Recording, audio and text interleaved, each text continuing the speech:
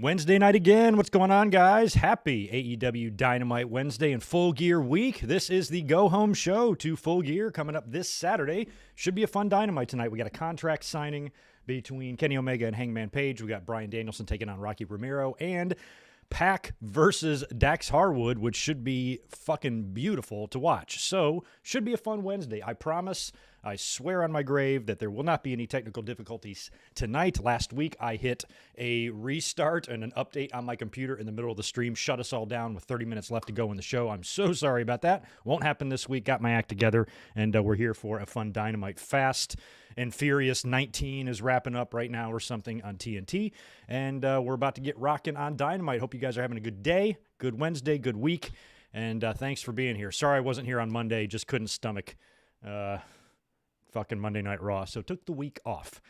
Heard a lot about Okada tonight. Haven't heard the story on that. Tony Khan mentioned his name in a tweet or something, so I'm kind of out of the loop on what the fuck, why we're even talking about Okada. But apparently he could show up or show his face either tonight, maybe even at Full Gear. That would be sweet. Good to see you, Knox. Angie's in the house. Chase, Vash, Chris, Jay Lambo, Justin, John Gorman. Good to see you, man. I'm definitely ready. I'm always ready, man. Chris is here. Jonelle is here. Sam, what's up, guys? Should be the typical audience in here this week. We'll hang out and have a nice little party up in here. All right, can I be heard? We look good to me. All right, ready to rock. I'm even being a total pathetic fangirl and wearing my AEW shirt tonight. Can I be any more horrible? So, yeah, that's what we're doing. Rock on. All right, we got Dynamite kicking off. Let me turn my volume up so I can hear it. All right. There's a few other things they announced as well. I think there's going to be an Inner Circle promo, perhaps. I think there's a Jungle Boy match, something else, a couple other things. Should be a good 2 hours.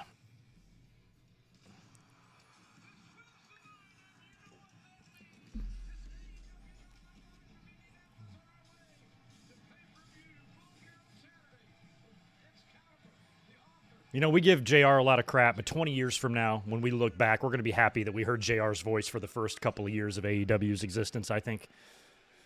Because he ain't going to do it forever. Oh, good. Danielson's going to be kicking things off against Rocky.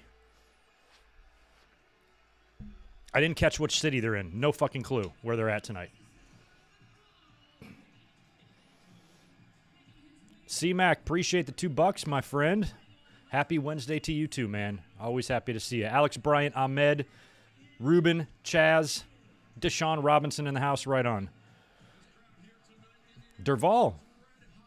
Oh, man, Brian's in the ring. Wouldn't it be cool if, like, Okada attacked Rocky Romero and came out and took his place? Oh. Danielson and Okada to open up a Dynamite on free TV on cable? Sure. I'll have some of that, and I'll have seconds, if you don't mind.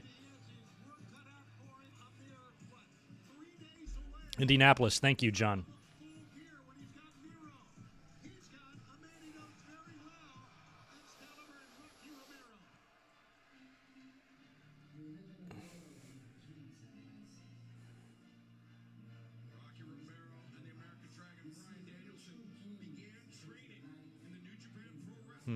That's cool. Yeah, they got a ton of history, too, Romero and Danielson. I kind of forgot he was a best friend. I wonder when Trent's headed back. I wonder what his prognosis and status is on his rehab. Hope he's doing well. Shit, Trench, good to see you, man. What's going on with you?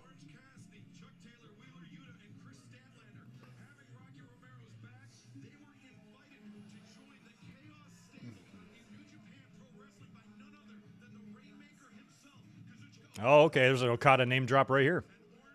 I love that we have Excalibur to explain some of the shit that I'm not always aware of. Sometimes I know. Most of the time I don't.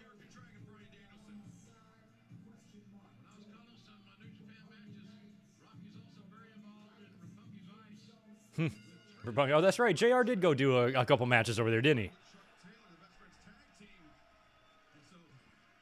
I just love Danielson's gear. I just love that he's wearing that.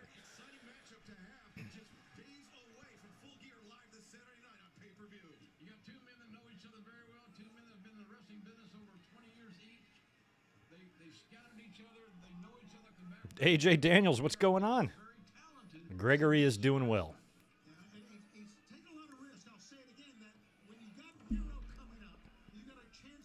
That's right. Miro and Danielson coming up.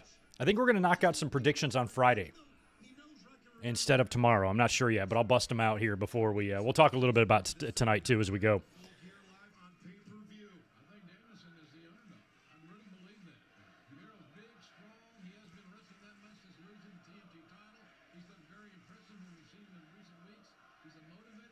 I just love that pretty much every week, Daniel Bryan's just in there wrestling somebody. Like, that's what he wants to do. It feels like he's been so pent up. He's been waiting to get this shit out of his system for so long.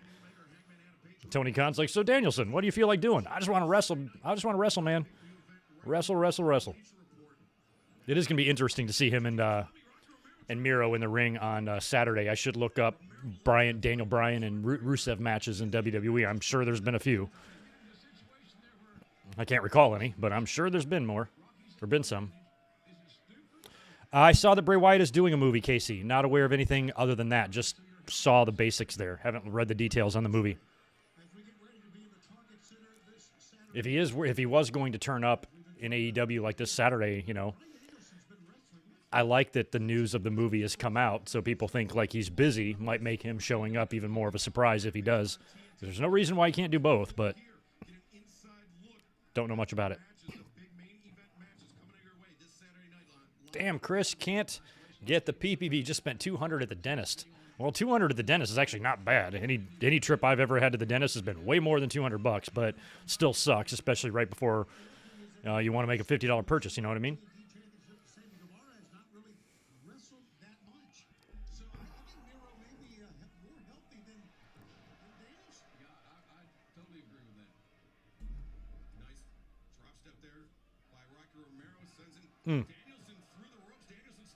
Marcus the Entertainer, good to see you, man.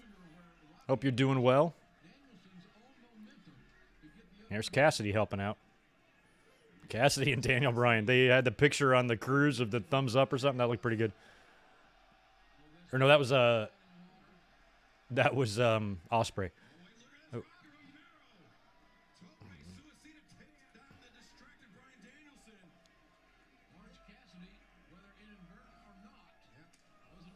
Yeah, KO will probably be the same way. Oh, yeah, Angie, I'll be here all Saturday. Got the pay-per-view all ready to rock. I'll be ordering that, and we'll be up here as soon as it's over for the review. And then next week is Survivor Series, which is Sunday. Al Ramos, I think I did. Did you send those to me on Twitter? I think I did. Yes. Rings a bell. I think I did see those pictures of you and Adam Cole. That's awesome, by the way. I haven't been super involved in social media the past couple days, just been busy and stuff. But I think I did see that. I know I owe some DMs to people, too, on Twitter that I haven't gotten back to yet. Mike Witt, good to see you. Welcome to Wednesday, the home of pro wrestling.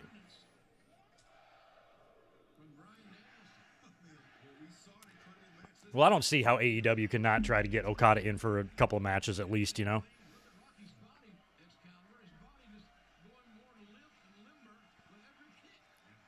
Oh, we got Wardlow and Wheeler Yuta coming up later.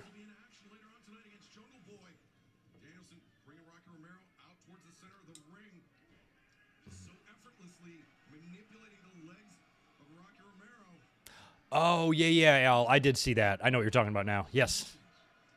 That was when he was like on the panel with Britt and stuff and somebody else was up there. Yeah, I did see that. Thank you for showing me that because I probably wouldn't have seen it.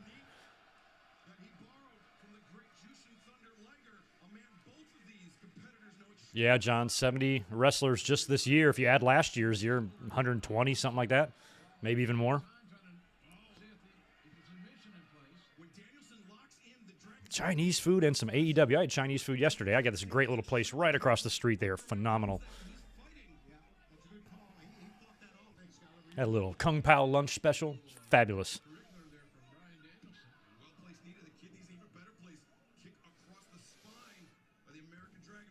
Marcus, that might be a question for people in the chat. I'm really not sure.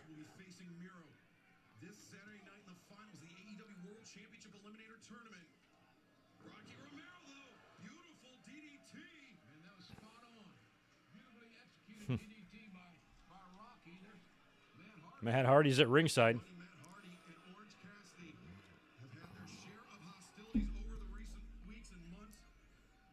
no signs of stopping. And it looks like Hardy's kind of also been shadowing Orange Cassidy everywhere he goes as of late. You know, this match is a great example of a forbidden door being open. We talked so much about chaos, and now that Orange Cassidy's a part of that, Rocky Romero being here.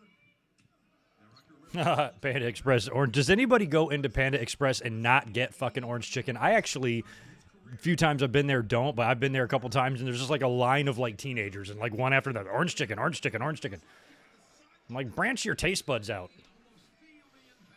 George Costanza loves Kung Pao spicy chicken. That's right, he does. George likes it spicy, so does Greg.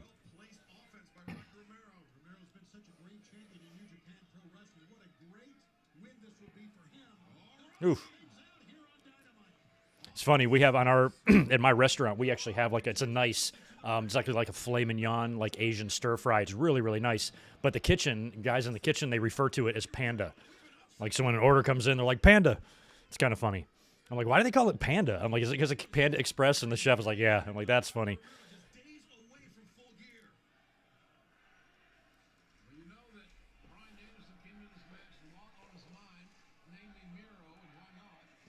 Except our stir fry is like $32. It's expensive.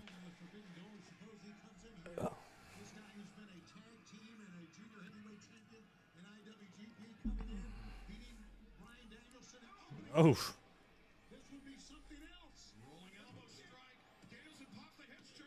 I kind of wish Danielson would have dressed as Orange Cassidy for Halloween or something.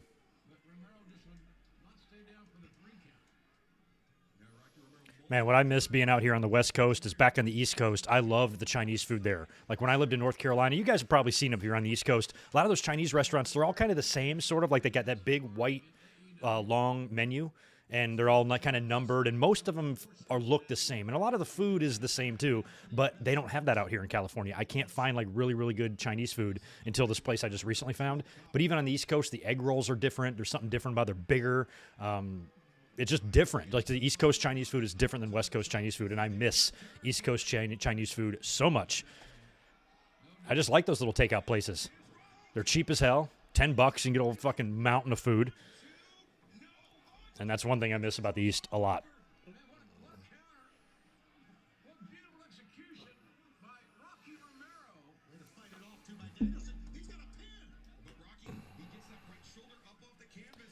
Mike Witt, I'm sure Keith Lee can.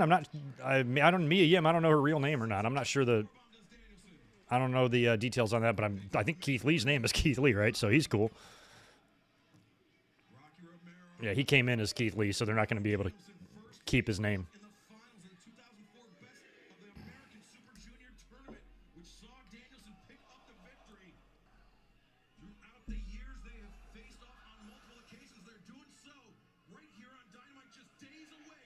I'm sure there's fans complaining online right now that we're getting a nice, fun, competitive wrestling match to open up a professional wrestling show.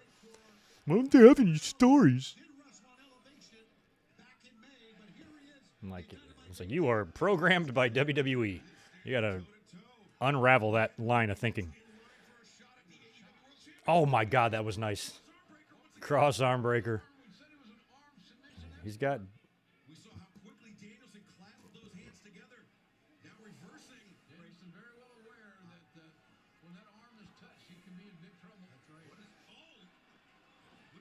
Oh, really? Yeah, prices do go up pandemic-wise. But, yeah, I miss those little takeout places. A lot of times they're usually in a strip mall by a grocery store or something, like China Garden or China Fun or something like that. It's always China something. And you go in there, and I've always liked the food. They're always super nice in there. And those egg rolls, man, I'm telling you, delicious.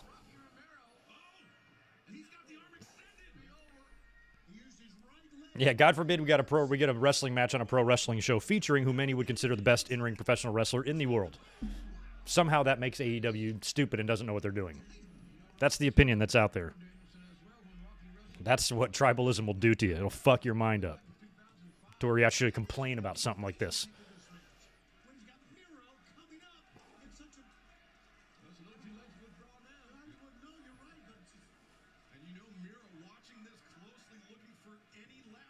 Ooh. Nice running knee strike. The slice bread countered. Danielson, control is Danielson. Carries the weight. Oh, I love this. Stomp his ass. Oof, good God, he's stomping the shit out of him. Oh, poor Rocky.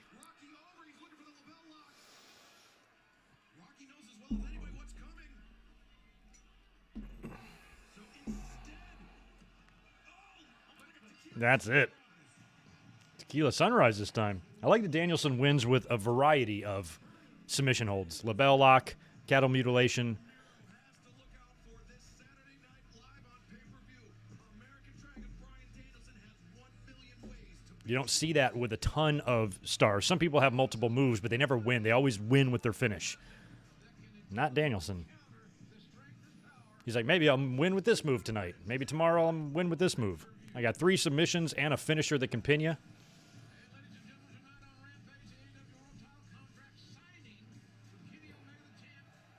20 years of taping Monday Night Raw, I've decided to get rid of Raw on my DVR. Only SmackDown and AEW for me. That's not a bad decision.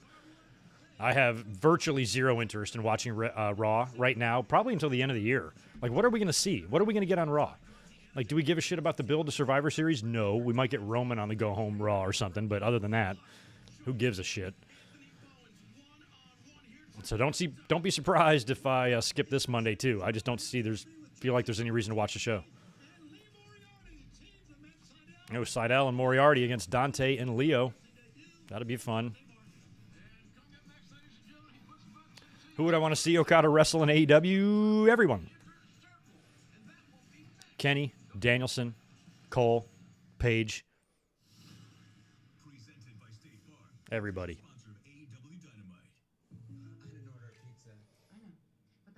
Yeah, in a lot of ways, I mean, Rodrigo, I'm very, I've been watching Monday Night Raw since before it was Monday Night Raw. I used to watch primetime wrestling every fucking week, whether it was Sunday or Monday or whatever.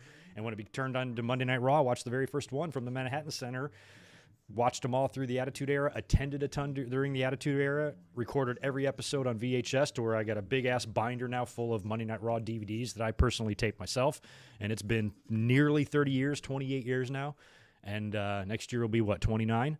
And I'm to the point where I couldn't care less what they do on the show, who wins, nothing. Yeah, I heard about the KO heel turn. Doesn't surprise me. He's probably going to start jobbing out. Wouldn't be surprised if you start hearing about that he's got a bad attitude and is difficult to work with. Wouldn't be surprised at all if they start saying that shit about KO. But yeah, him turning heel, that means he can job out. That's a good sign, actually, that he turned heel on Monday, because I want him the fuck out of there. I don't care if he has to lose 15 times in a row. Don't care. Get him out. And get him over here where he belongs. Oh, they're definitely going to have superstars from SmackDown on Raw right after the draft. Especially when the whole Raw Survivor Series team is SmackDown guys from 2 weeks ago. Yeah, very, very little interest in Survivor Series for me. I wouldn't mind some likes if you guys don't mind. Smash it.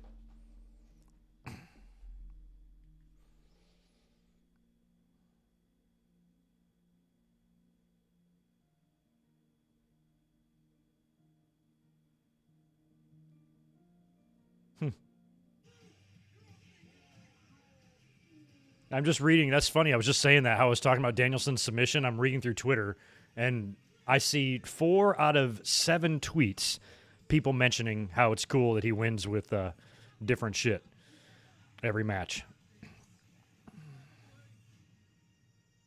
There's another one. Everybody's saying the same thing.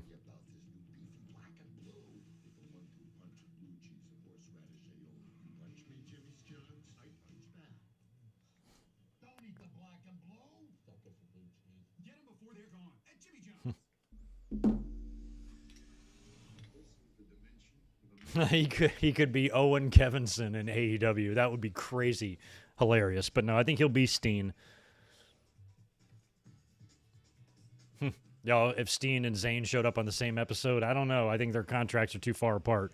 Unless Kevin wants to sit around and wait for him. I doubt it.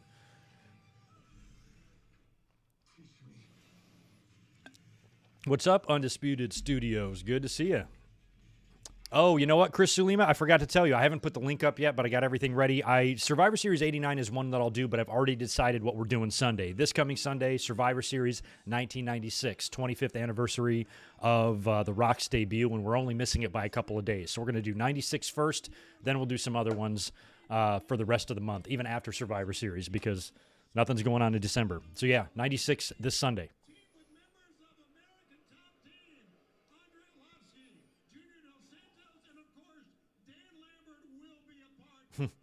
All right, so I don't think Tony's going to bring out the circle.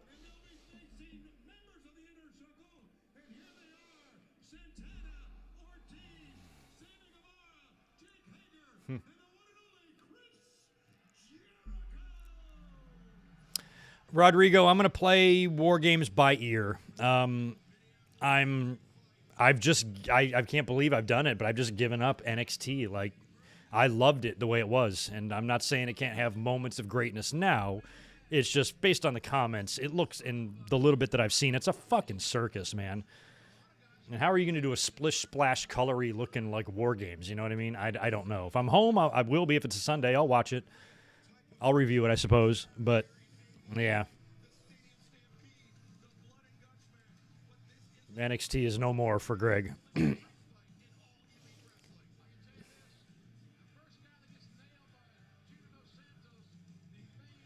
I like to see the Inner Circle still all together. Oh, attacked.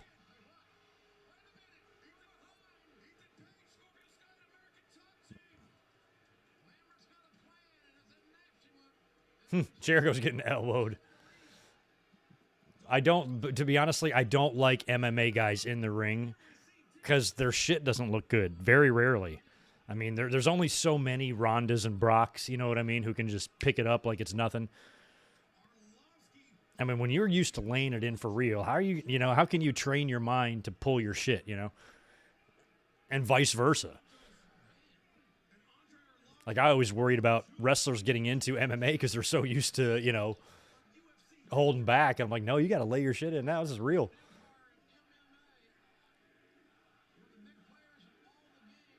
Dan Lambert.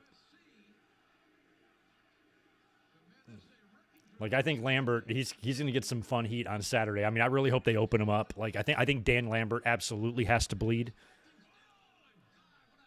That would just be fucking great.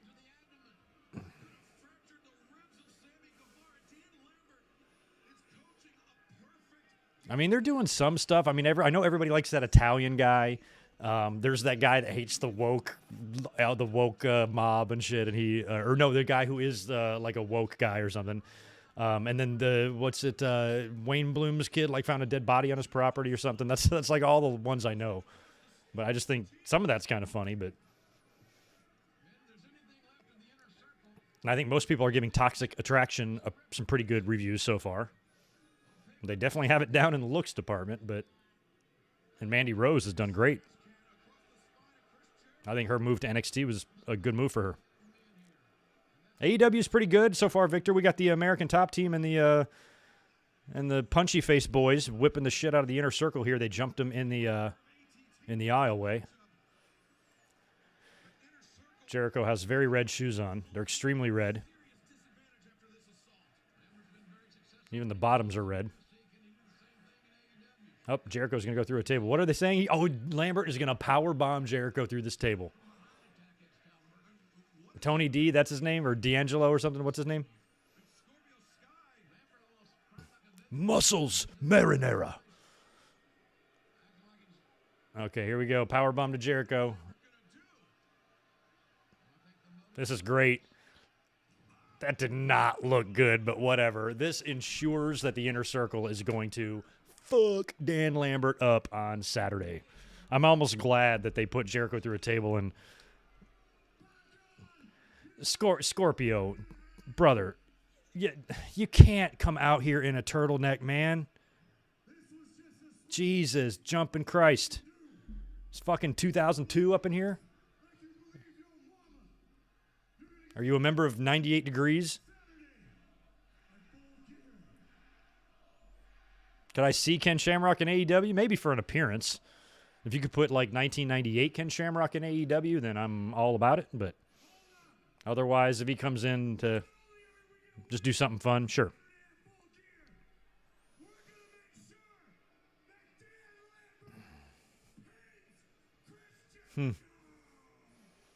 Lambert and 80s Cornette, maybe. They certainly match each other in terms of the take the heelness, taking advantage of opportunities. But Cornette was like a mama's boy. You know, he was always like always a little pansy.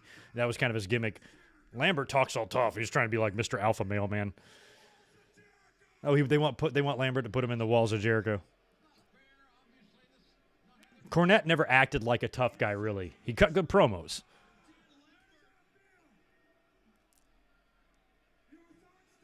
Oh, and they're making Jericho tap out. I love it.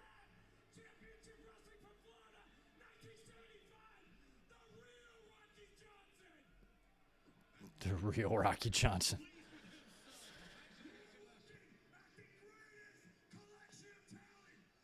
Oh, Ethan Page, sweetie. No, I'm not looking at the greatest collection of talent in AEW. Far from it. But you guys are still pretty good. You got heel heat, and that's what's good. You guys all dress like fucking idiots, though. Especially Scorpio. Yeah, he does need a chain and a fanny pack. That's all he's missing. One of my servers, a girl server at my restaurant, for not this Halloween, but not 2 years ago, she actually wore that. She wore black turtleneck jeans and the Jane. I came right in. I'm like, The Rock. And she's like, yeah, nobody knows what the fuck I am. I'm like, that is a great. I'm like, well, you've come to the right place because I sure as hell know what you are. Well, that's good. I'm actually, in terms of like, pay-per-views and momentum and stuff, I'm glad that America's Top Team got one over on the Inner Circle there because I think Inner Circle will reign supreme on Saturday.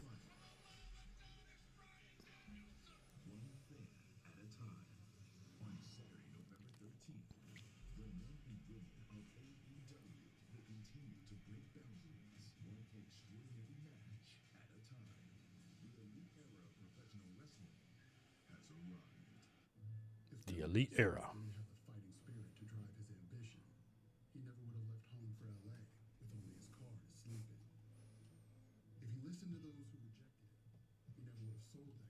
I gotta pull up the Full Gear card too.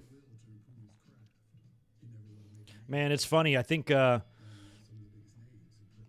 Salima, I'm like a manager kind of consultant. I work very low hours at my restaurant now. I do a little bit of everything. I serve and I manage, and then I'm always there. And I'm always like a part of menu creations and decisions and shit like that. So I've got the cushiest job anybody could ask for, and it's the best. And they pay me well. It was like all those years of, me paying my dues for the first, 25 years being in restaurants. They're coming back to pay me back now. Because now I got cushiness. Wrestling. I know Dan Lambert is tailor-made for this type of stuff, getting managers like that, mouthpieces, anything that can draw that type of emotion from the fans. You got to want to keep that guy around.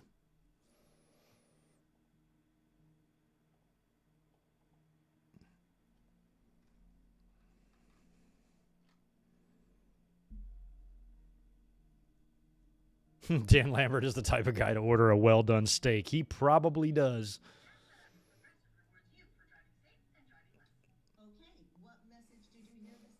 Most of those like alpha male obsessed type of guys, they don't know how to eat. They eat fucking cheesesteak and fries. They have no fucking concept of world-class dining. Probably put ketchup on their fucking sirloins and shit.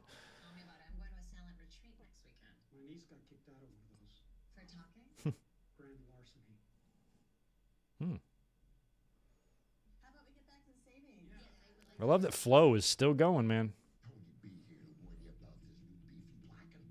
I really am, TJ. I think I'm Brock or Cena, in terms of, how much actual physical time I have to put in my job compared to what I used to. There was a time in my life where I was 60 hours a week, and to have that reduced by a third is quite nice.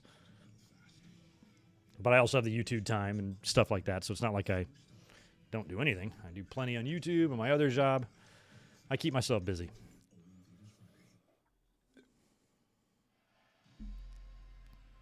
We did, man. We still have that too, Alex. We have this giant 20-ounce double pork chop. and I wanted to name it Entree the Giant, and the chef thought it was great. And I mean, I could put it on the menu if I wanted, but nobody thought it was as funny as I did. So if I ever open up a wrestling themed restaurant, Entree the Giant will be on there for sure. Oh, what's up, Britt? You got a match tonight? Or is this just a segment?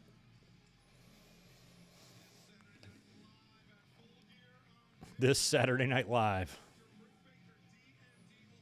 I'm liking the Saturday pay-per-views. Like, for me, it doesn't matter on Sundays because I'm off on Mondays and stuff, but for the rest of the world who works, like, Monday through Friday and stuff, you know, that's probably very helpful for them to, if they're going to stay up late or something like that, or if you're overseas, you know, and you're not staying up like if you're going to stay up stupid hours, at least it's on a weekend.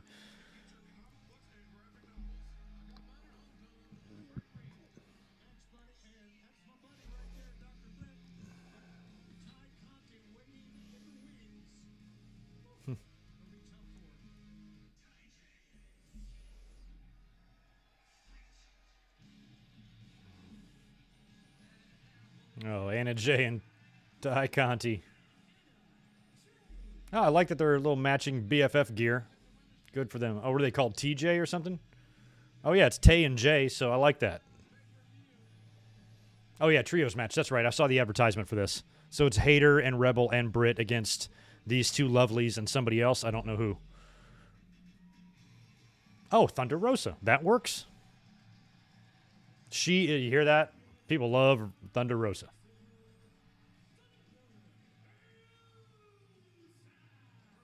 I swear she's kind of like the women's division version of a Bryan Danielson, you know?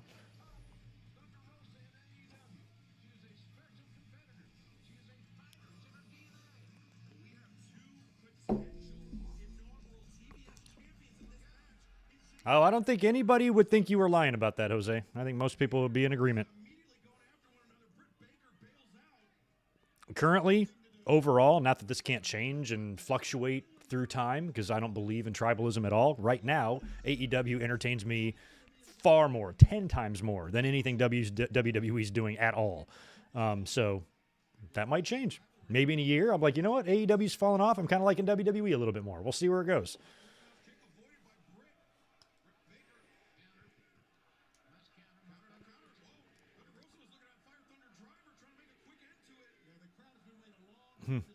Yeah, it's nice to see Britt and Rosa in the ring again, isn't it?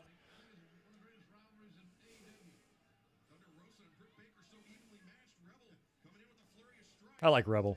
She's funny. Oh, Thunder Rosa and Sasha Banks would be fun. I don't think the phrase I usually use to describe great matches would be appropriate for those two.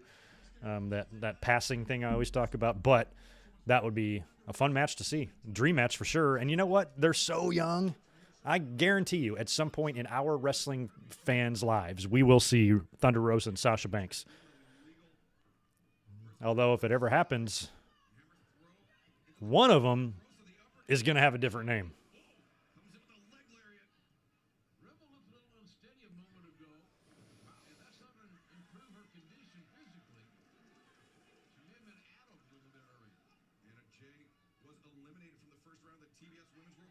Yeah, I hear that a lot, Howard Starr. I think many people are just kind of bummed about what NXT 2.0 has become.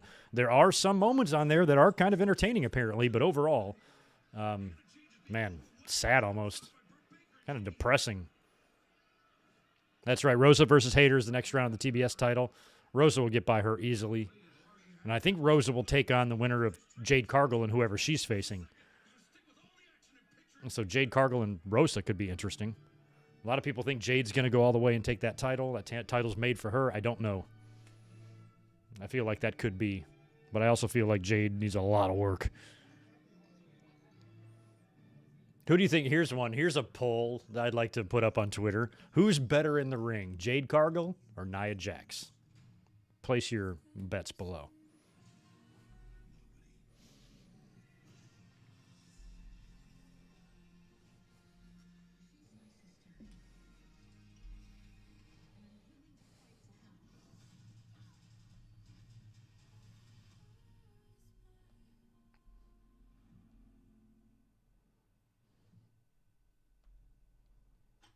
I typed in Jade and it auto-corrected to hard.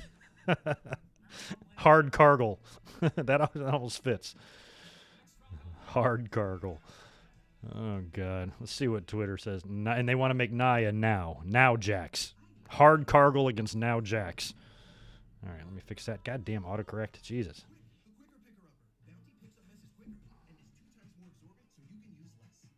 Let's see if Twitter even cares to vote on this poll. We'll see. Who's better in the ring? Jade is better? Wow. By a country mile for sure? For real?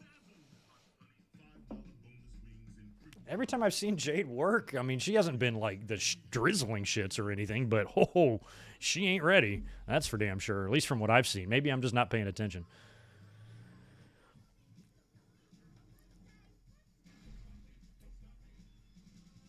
Oh, Jade's got Red Velvet in the next round. That's right. Jade will definitely beat her. They already have history.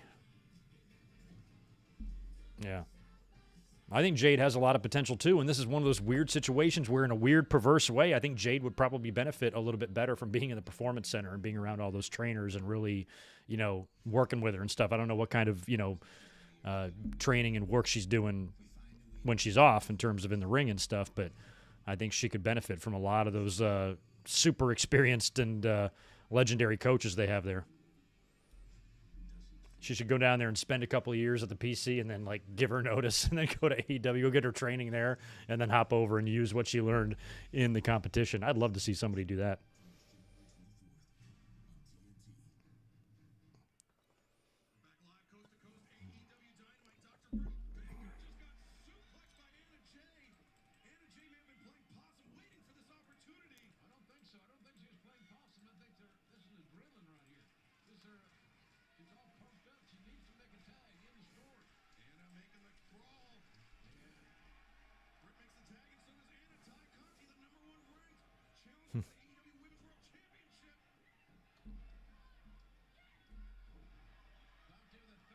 Yeah, you think Rebels in this match should take the pin? I agree. If you're doing Britt's not going to drop the belt to Ty Conti. Ooh, good kick by Conti though.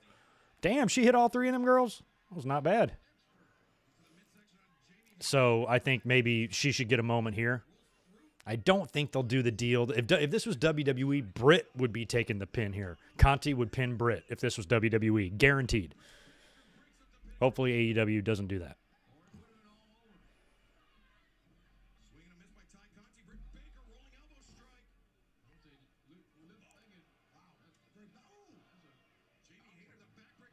Yeah, Conti, Britt, and Rosa are the top three, are the three best in this match.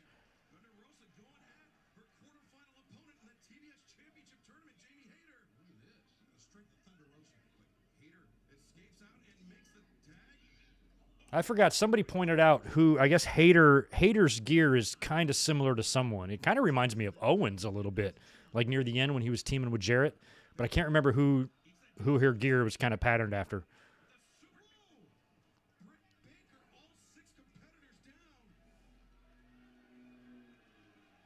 New Malachi and Sting? I've done right. Wow. That was a crossbody from, I believe, Rosa to Jamie Hayter, and Rosa landed hard.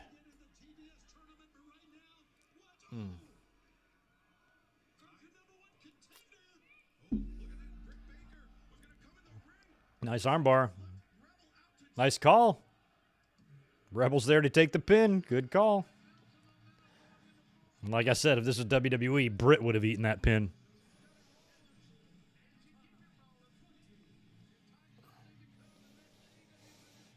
Yeah, so far it's Jade Cargill 93% to 6.8 of Nia Jax with about 50-ish votes. Yikes.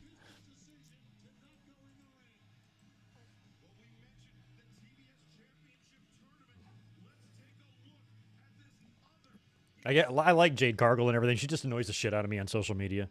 I guess when you're young like that and you got a lot of potential and you look good, she's just got kind of an ego on her. It's just annoying. I'm like, stop bragging about your money and stuff. It's so fucking off-putting, you know? I'm like, shut up. Like, it's not like you're some, you don't have some multi-million-dollar contract with AEW. You're virtually a developmental star, so stop acting. The galaxy's greatest alien. What about outside the galaxy?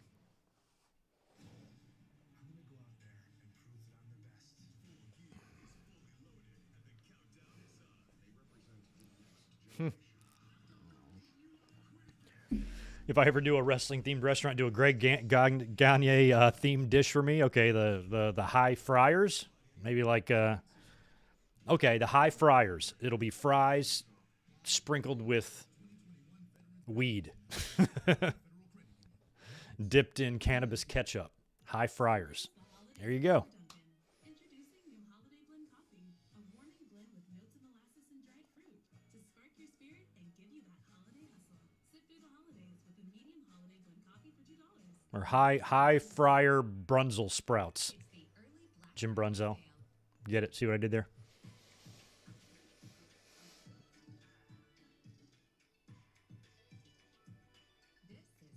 Yeah, AEW again. I think Ember is for sure somebody that should land a job immediately, especially with AEW. You know, really still could use some better women's talent on that in the division. Ember would help, although she'd probably have to be Amber Planet.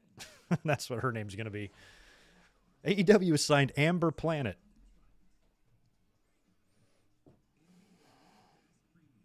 Yeah, TJ, I'd share them fries with you, my friend.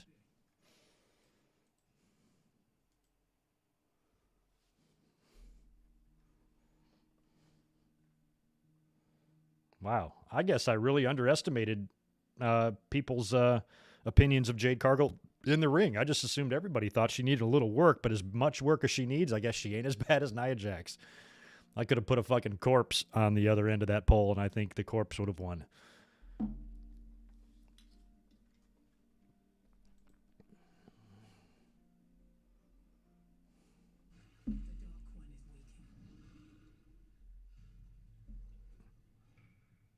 Oh, yeah, I did Rock kind of put to bed maybe the rumors of Roman and him in a match, which is fine. I don't really want to see Rock and Roman in Dallas anyway. I want to see Rock and Roman in L.A. here in a couple years, but it might not ever happen.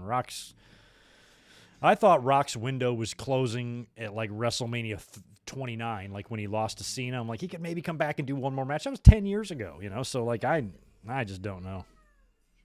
I think Sting's old enough to be everybody's grandpa. Maybe not mine. I was digging Nia's Tina Turner hair that she had rocking there near the end. I thought that looked okay. Jade's is just weird, like just bleach white hair. Doesn't look that natural.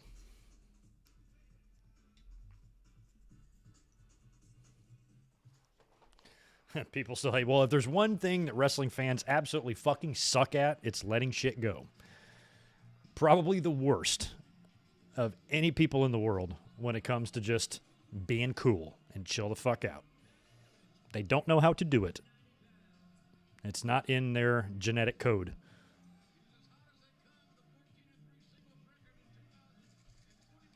Jungle Boy, have I ever seen this dude make an entrance by himself before?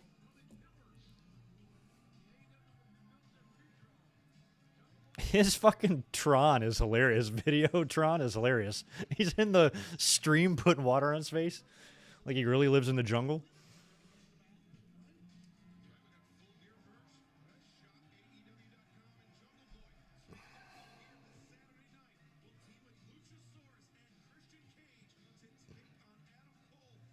Braids. What I'm talking about? You talking about Nia Jax from earlier? I meant when she had like the wild hair, like the.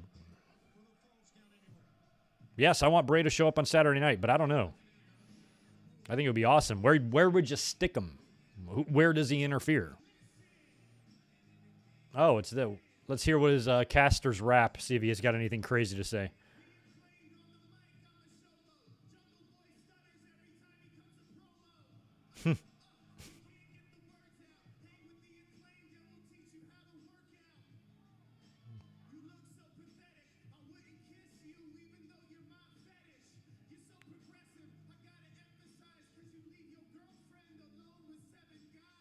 Oh, you leave your girlfriend alone with 7 guys. Damn, I guess Tony Khan approved that one. And they're And they're arguing over who gets her first, I guess. I don't know. Hopefully not Evil Uno. Hopefully Evil Greg. Kyrie Sane in AEW, please. I would love that.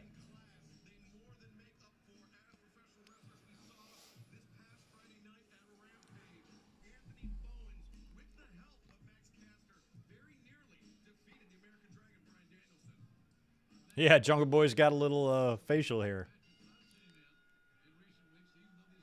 I've been on a Curb Your Enthusiasm kick. Watched all the seasons in the last just few weeks, and in season 10, Jeff grows some stubble, and no shit, they even have a whole episode about it. He looks exactly like Harvey Weinstein, and people keep confusing him or thinking he's Harvey Weinstein. Keep yelling at him, "Get out of here, you piece of shit!" And he's like, "I'm not him." It's hilarious.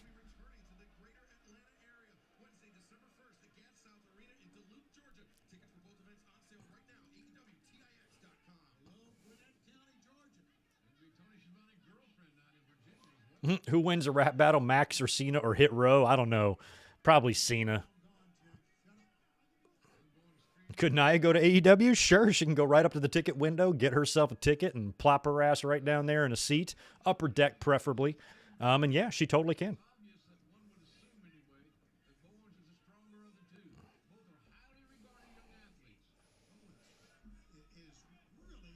I guess, is the contract signing going to close the show? Probably, right? Yeah, a new season of Curb just came out. It's funny, too. I stopped watching it years ago when they took in, the Katrina family, the Blacks. In, season 4 or 5, whenever that was. And all those years ago, that's when I was watching it. And then I just stopped for some reason. And I never picked it back up. And Elizabeth has never seen it. So I'm like, why don't we start watching it? And we knocked out every season just in a matter of weeks. Because they had, a 6-year gap before they returned and stuff. So we just wrapped up season 10, and now I'm into the final season 1 episode in, and I think they're only 3 in, so I'm basically caught up now in Curb Your Enthusiasm, and I've seen the Albert Brooks one, and I had no idea that Albert Brooks was Bob Einstein's real-life brother, which means Albert changed his last name to Brooks so he wouldn't be Albert Einstein. That fucking cracked me up. But Bob Einstein, of course, passed away a couple of years ago. He was a big part of Curb as Funkhauser, and they're kind of dealing with that now. It's like they don't want to let him go. They haven't said that he's dead on the show. They're just saying he's in China, and I think what they're doing is their own little way of kind of paying tribute to him kind of thing, and it's sad, but Brooks is there now. They had Vince Vaughn on last season. And the show is still every bit as fucking funny. I think it was voted the top 10 best TV shows ever. It's fucking phenomenal. Yeah, the COVID hoarder. Yeah. So I'm glad I finally caught that up. Because I watched the very first episode in 99 or 2000 when it came out, and I'm like, this is crazy. It's like a HBO version of Seinfeld with no laugh track, and you can swear.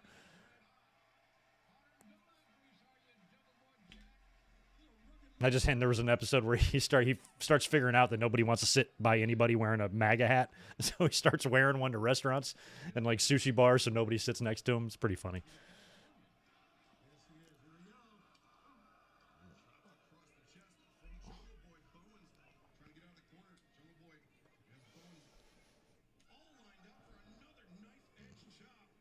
Knife edge chop. Jungle Boy chasing off Caster. Get up out of here, Caster.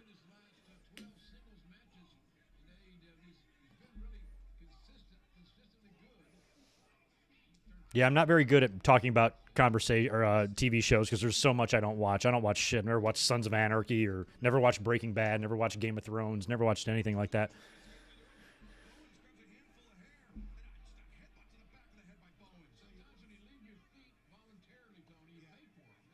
I feel like I know I've been talking a lot, but I feel like JR is kind of on his game tonight. He sounds a little with it. Larry is both George and Kramer. He feel like he's more George, but with a little Kramer sprinkled in, for sure.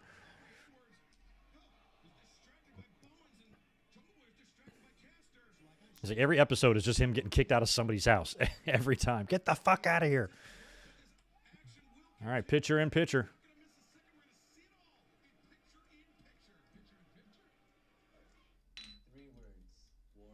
Yeah, when you go back and watch some of those early seasons of Seinfeld, back when Kramer was Kessler and shit like that, like in the pilot and stuff, yeah, I mean, they had to. I mean, Elaine wasn't really even established quite yet until like maybe the second season and stuff. So I never watched Dexter either. I did watch back in the day. I watched Weeds. I really liked that naturally. And Curb Your Enthusiasm. Whoa, that girl is giving them the finger. Are we gonna get a little scuffle here in picture? Oh, that guy is in the front row again. That's in the front row all the time. I vow to sit in the front row of a Dynamite as soon as they're in my neck of the woods. I will spring as long as they're available. I will spring for at least first row or two. They got to get out to San Diego or something though, or at least L.A. Yeah, I identify a lot with Larry. I'm not quite as brazen as him. Like, I don't open up my mouth over stupid shit. And if I had hundreds of millions of dollars, I wouldn't be sweating $250. Like, I wouldn't care if somebody overcharged me or anything. I just wouldn't give a shit. But the older you get, you kind of do.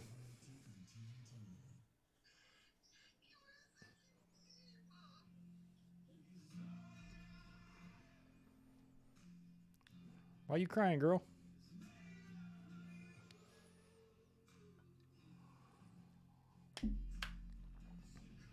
Oh, Leon might be I think my favorite characters is Leon for sure. And honestly, probably Jeff. He cracks me the fuck up. I like all the characters on that show. But Leon's special. There's something about Leon that I'd let him live in my house. I swear to God. I would totally let him live here. I trust him fully. And he'd give me great advice. He could be like my muscle.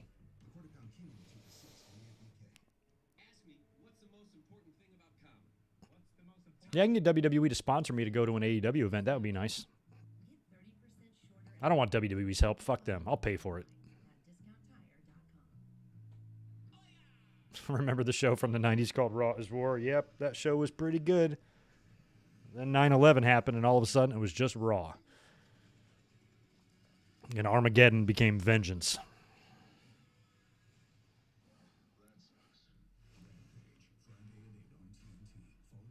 TJ, oh my God, I'm 28 years deep in restaurants. So, yep, I've had to physically escort plenty of people. I actually just had to do it, I'd say maybe 3 months ago, something like that. We had to just physically throw a drunk fucker out. And we did.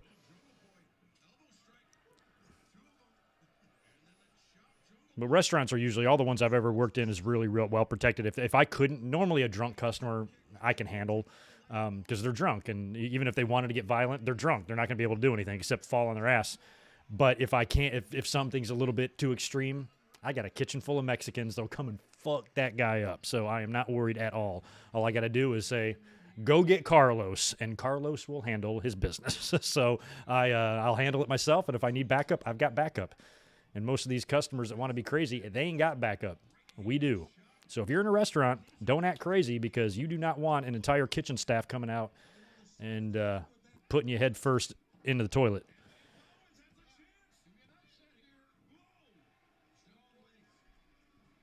I'm like, you don't want a 250-pound tattooed bald Mexican coming out here to deal with you. Trust me, my friend. So back the fuck off.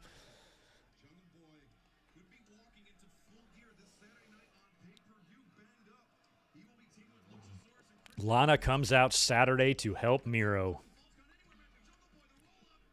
I don't know. I don't want Lana. I mean, I want to see Lana. I don't want Lana to cost Bryan Danielson a match. I think Bryan Danielson could survive an interference from Lana. I mean, he took on Kenny Omega with the entire Elite at ringside, right? Like, what would Lana do? Danielson is a pro. I think if Lana came out, he would be like, oh shit, Lana's here, but I can't lose my focus on Miro. I got to still wrestle Miro kind of thing. I would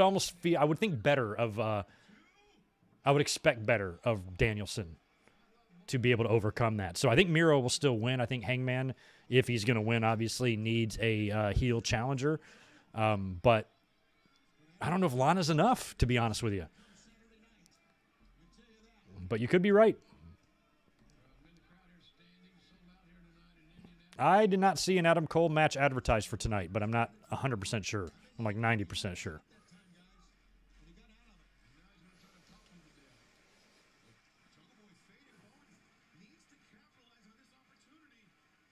Come on, Bowens.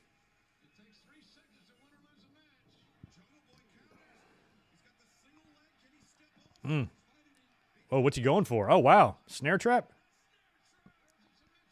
I thought he was going for... Oh, and he's flipping off Caster, and Bowens is going to tap. Come on, this match should end here. Oh, Bowens. Aubrey, you got to stop that. Danhausen, you better text Aubrey. Oh, he's tapping. Okay, cool. I swear they need to do a deal where, like, Aubrey literally looks at her phone during a match and gets a text from Danhausen who tells her that the heels are cheating, and then she disqualifies them. They got to do that at some point.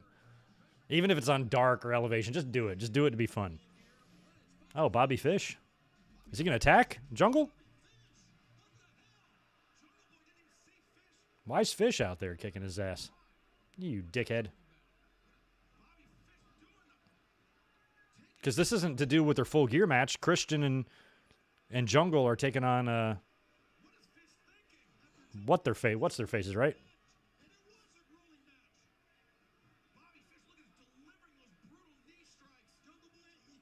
Oh, is that a T-bone into the ropes?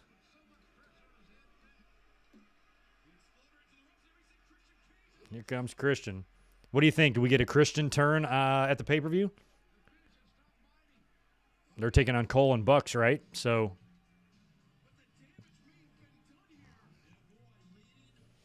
if I put a customer in the Gagne sleeper, I would have gotten my ass kicked. So no, haven't done that. He would have just countered it and beat my ass, give me a power bomb through a bar stool.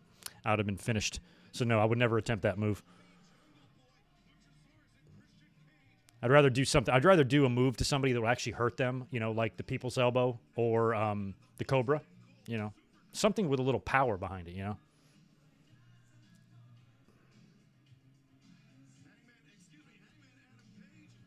Fish joining the Elite. He could with his history with Adam Cole, although I think Cole and Kenny are headed for some problems.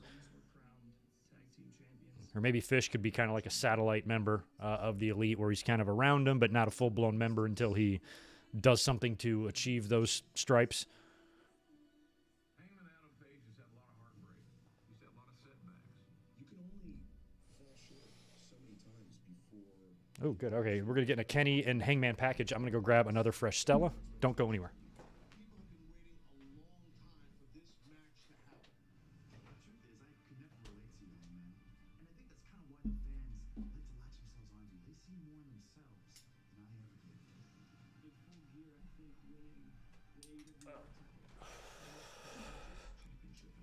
Batista Bomb. I could do that. I think I need a little few more hours in the gym, though, if I want to be pulling off Batista Bombs to motherfuckers.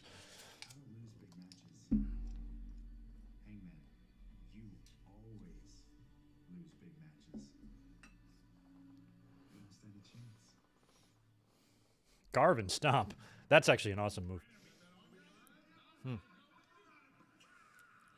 Oh, God.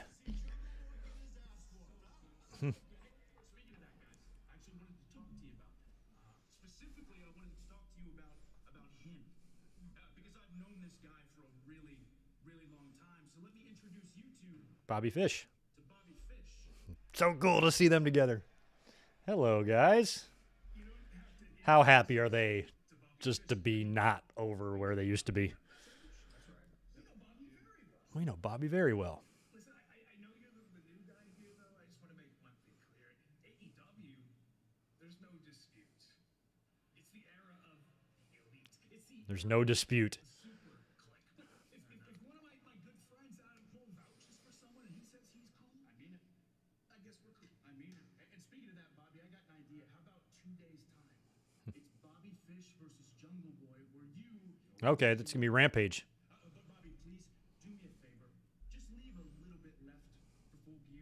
Yeah, let's get Kyle O'Reilly over there, Marcus, man. Please, God. Let's get them all over there. Can we get Roddy out of there? Can we bust him out? Can we break Roddy out of NXT?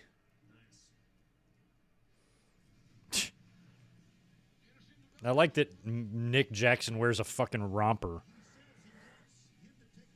Does Cody have a match on Full Gear? No, I don't think so, Divine. Good to see you, by the way. Not that I know of.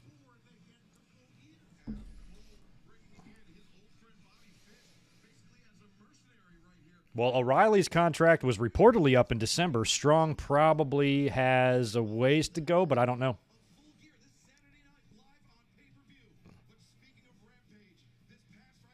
It's weird hearing Excalibur say this Saturday Night Live. Damon Smith, what's up, man? Hello from Charleston, South Carolina. Good to see you, man. I'm from Wilmington. I would shoot down to Charleston every now and then. I love that town.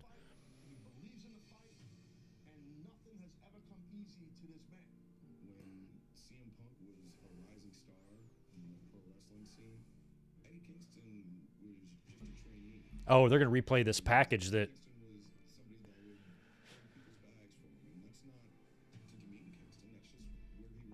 Good to see you, Martin Can. Doing very well. I love the people pointing out about this Eddie and Punk promo from Friday that was basically the Cena and Punk promo from 2011, except Eddie is playing the role of 2011 Punk. It's the exact same promo. Good to see you, Red Raven Rucker.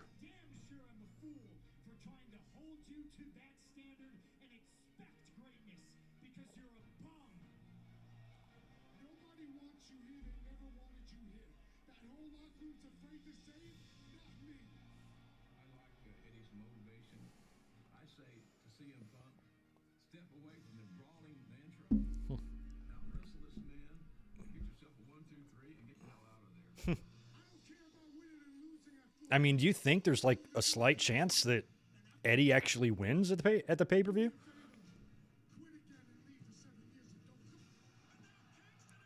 I mean, I think Punk's got to win, obviously, but unselfishness seems to be a theme in AEW, and I can see Punk being like, I want to put Eddie over or something like that, you know? It would do wonders for Eddie, but I think win, lose, or draw, just being in this match is awesome for him.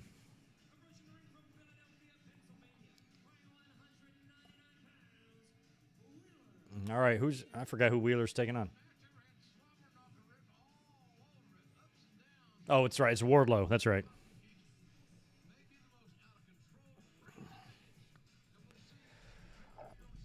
Homicide showing up. Could see that.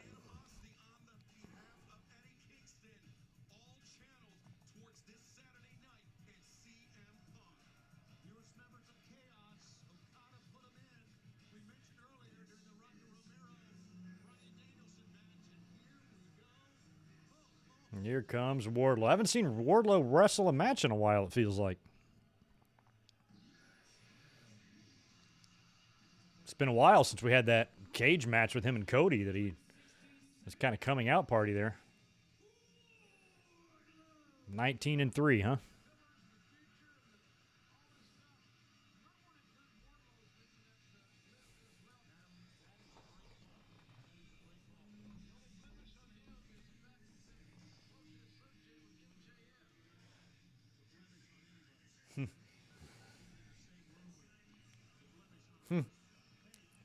Squash time. Probably, though, although Darby or Sting could do something here to cost Wardlow the match or something to piss off MJF.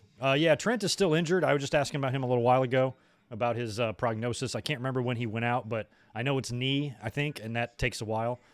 So I think at the time of him going out, we expected him to be gone close to a year. So it's probably getting kind of close.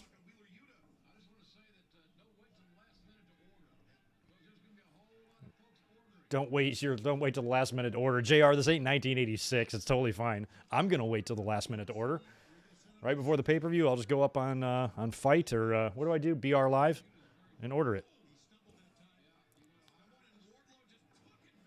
Oof. MJF turns on, or Wardlow turns on MJF Saturday night. I don't know. I don't feel like they've been teasing enough of that. I think what's likely to happen is Wardlow not turning on MJF, but Wardlow like costing MJF the match by accident. And then MJF gets pissed and slaps him, and then Wardlow beats the shit out of him. Something like that. Because if MJF's going to lose to Darby, you should probably keep him, keep him strong or whatever.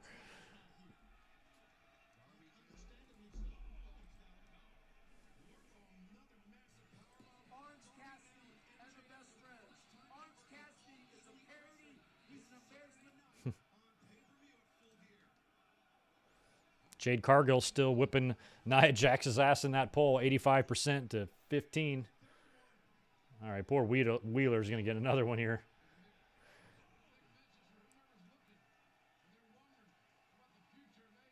He beat his ass so bad, he's just like a really good, solid friend. Knocked him down a peg.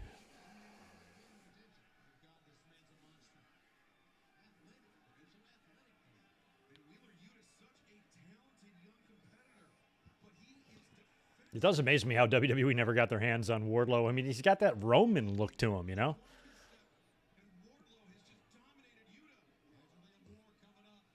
Oh, wow. Is he going to spike him? Oh. Well, he had his thumb out. I thought he was going to Samoan spike him. Oh, neck. I was thinking it was knee. Neck fusion. Okay, well, yeah, he ain't near coming back yet. Probably close to summertime for Trent. Yeah, I would love to see Trent show up and everybody's happy, and when they go do the big hug, Trent turns or something. I'd be into that. Any sort of big swerve surprise would be fun.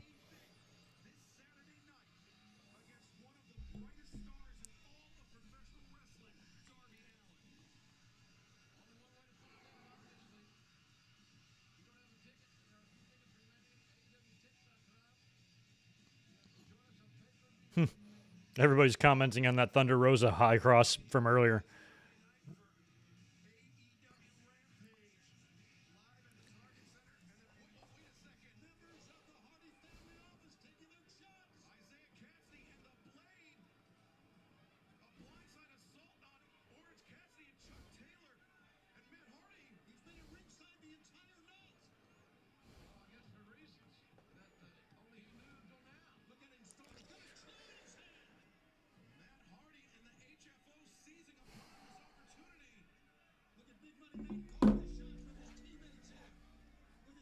I think, did Blade come out too and had some problems?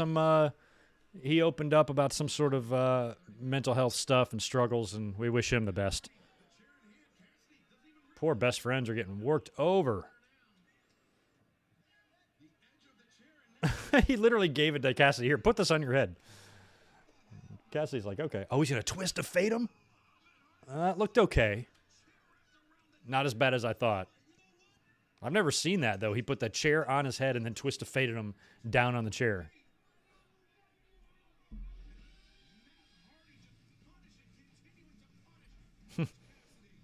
I have every single WWE free-for-all in history recorded in my personal collection, Chris. So I definitely remember the free-for-alls.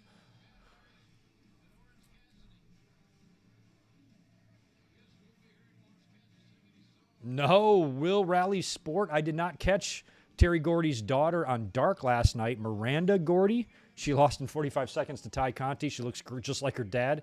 I did not see. I'll look that up on, it's probably up on AEW's YouTube channel. I'll check that out. She looks like him too? That's awesome. Wow, I wonder how old she is, because Gordy, he's been dead for a while. Oh yeah, it was kind of similar. He did that chair spot to Jeff at WrestleMania. That was good. That was a great match between those two at WrestleMania 25. I'm glad that Matt got the win there too.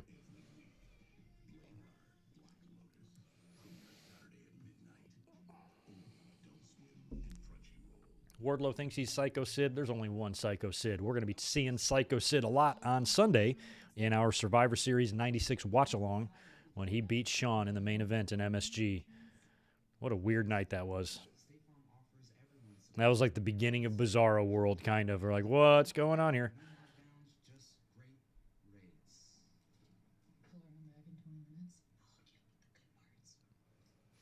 Man, this State Farm fucker, he gets meat, he gets gallons of ranch, he gets atomic brownies. This is horseshit, man. Where's my atomic brownie?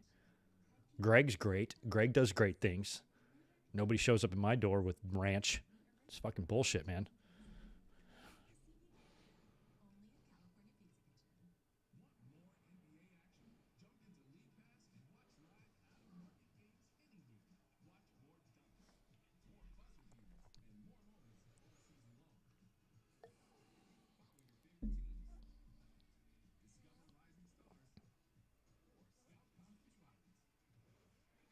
It's Andrade beat the returning Warhorse. When the hell did Andrade and Warhorse take place? Huh? Have I been asleep for a month again? Happens sometimes. Unless that's some darker elevation shit. I have no idea what you're even talking about, Marcus.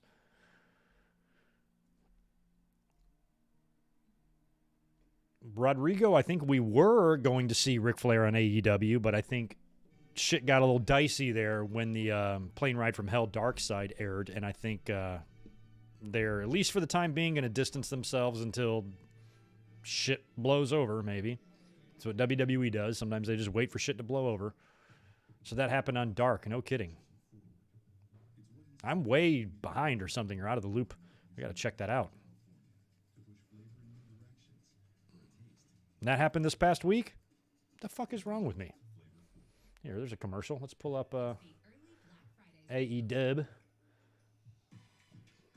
What's cool about AEW is they're like on your, if you're your YouTube account, like on your subscriptions, it starts with an A. So usually AEW is right on the top of your subscription. They're easy to find. Okay, let's look here. I watched some of these matches because there's red on them.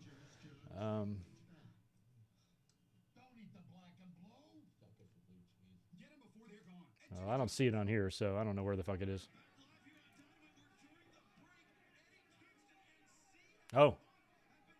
Oh, cool. Punk and Kingston in the parking lot. Is Colt Cabana out there, one of the people holding him back? Dustin. I don't know who's got him. Dustin and Brock Anderson. And Leo Rush, I think? No, that's not Leo Rush. Ruby. So, like, Ruby, what are you going to do, girl?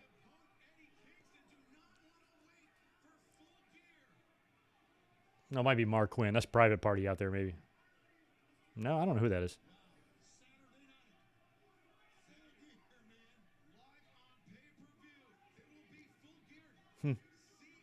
This is the extent of it here between these two guys? I mean, I guess you can't put them in the ring and do what you did Friday with a promo.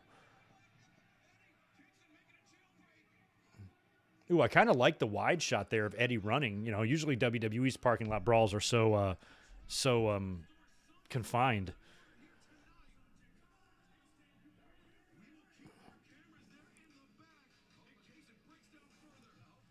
All right, this is Rush and Dante, right? Their tag.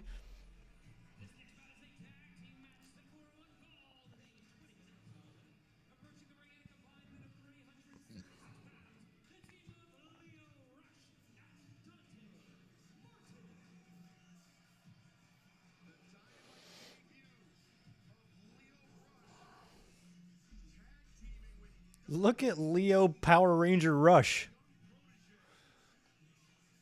He's the White Ranger? Was there? I never watched Power Rangers because I'm not lame. But was there a white one? Was there a white Power Ranger? He's just missing the helmet or whatever the fuck they wear.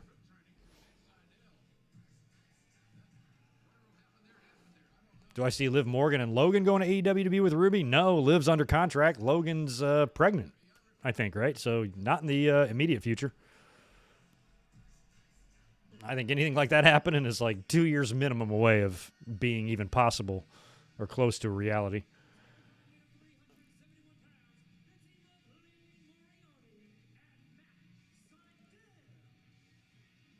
All right, this should be a fun tag.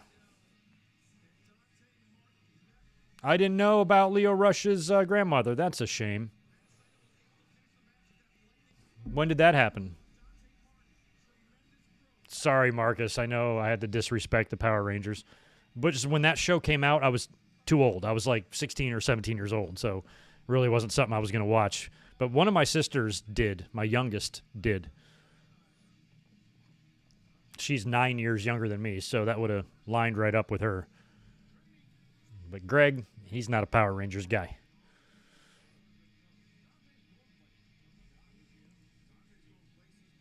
Oh, the white Power Ranger wanted to fight CM Punk. That's funny.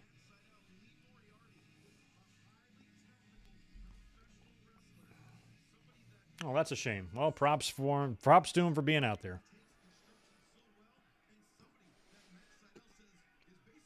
I've actually gone to work right at, like, I think the same day as two of my grandparents' deaths, because I just found out they died, but I wasn't going to leave town to go to the funeral for a couple more days, so I worked, you know.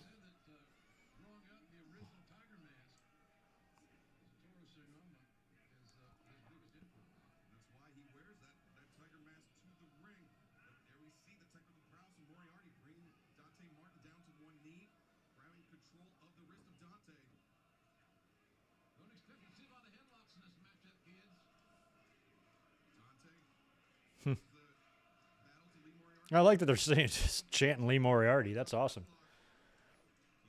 No, Ruben, believe it or not, I wasn't even totally a Ninja Turtle guy either. Wasn't into it. I never even saw the Ninja Turtle movies. The funny thing is because by the time the Ninja Turtles came around, what I was into was wrestling. That's what I was into.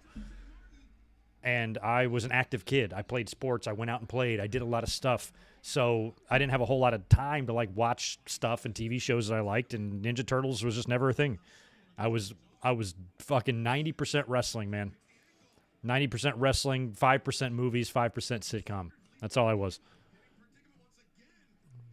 Maybe a small percentage of MTV sprinkled in there too.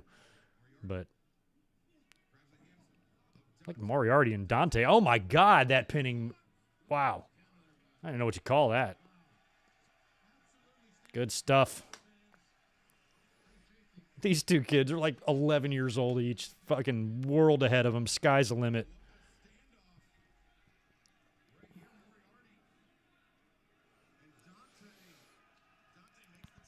Sheamus in a Ninja Turtle movie? I have no idea. Is he? I know Kevin Nash was. That's all I know.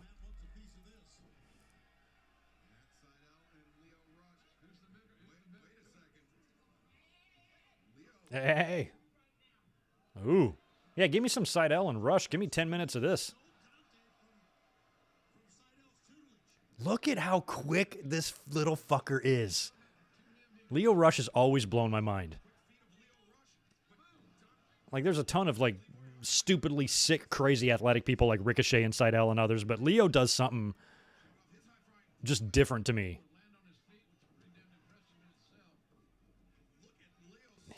He is so fucking fast.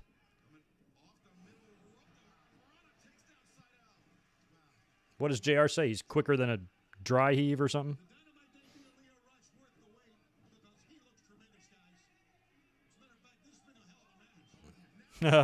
No, my grandparents didn't introduce me to wrestling. Some other people did.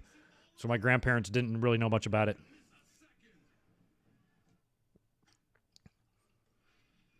Although my grandparents' neighbors did. I remember when I was a kid, I would bring over my like action figures, like if I was visiting my grandparents or something, and they had some neighbors that like knew they watched wrestling. So they saw my Iron Sheik doll, and they're like, "Oh, I watched him," and all this stuff. So I'd occasionally run into some adults that would watch it, but I was introduced by somebody else. Seems clear to me. Saving cash beats spending it unwisely every time, which is why you'll love this offer from America's Best. Buy 2 pairs of glasses for just $69.95, and they'll throw in an eye exam for free. Leo Rush is the Kyler Murray of wrestling. Yeah. It's America's Best. Book an exam online. You thought Leo Rush retired. Well, welcome to wrestling retirements. I was at WrestleMania 3. I sat in the crowd thinking I was watching Roddy Piper's last match. That was in 1987. I think he won a championship in 2005. So retiring means nothing unless you're forced out by injury. And even that, as we've seen with Edge, isn't a total 100% guarantee.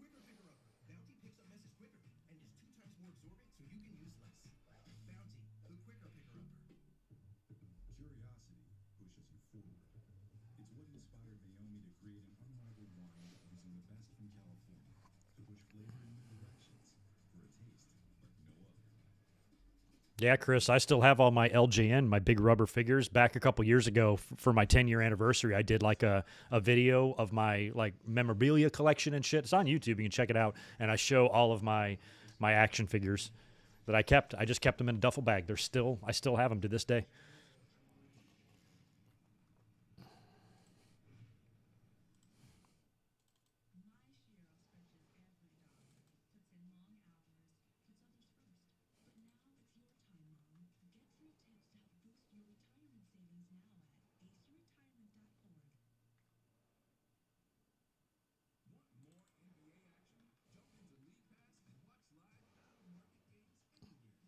Who's this guy? I think I've shown some of you this picture before. But this is me. This is, I think, like my 10th birthday or 9th birthday or something, and I got Randy Savage doll. I still have the doll, don't have the packaging. If that thing still looked the way it does in my hand, that would probably be worth a few $1,000s. So I wish I would have kept that in the packaging because I could be a rich man, sort of.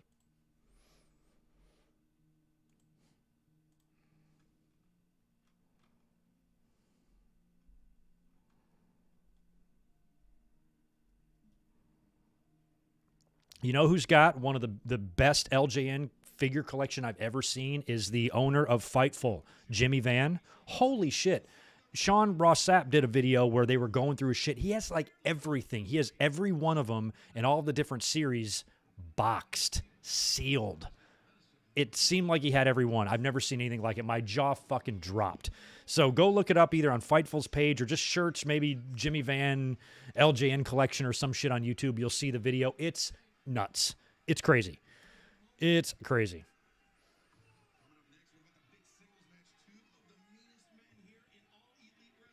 You were a cute kid. What happened? Well, when you're a kid, you're cute, and then you turn into, it kind of morphs into devilishly handsome, and that's what happened to me.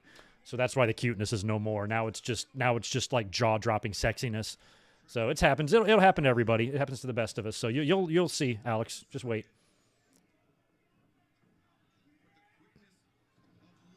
Matt Cardona's Hasbro collection. No, I'm sure it's crazy.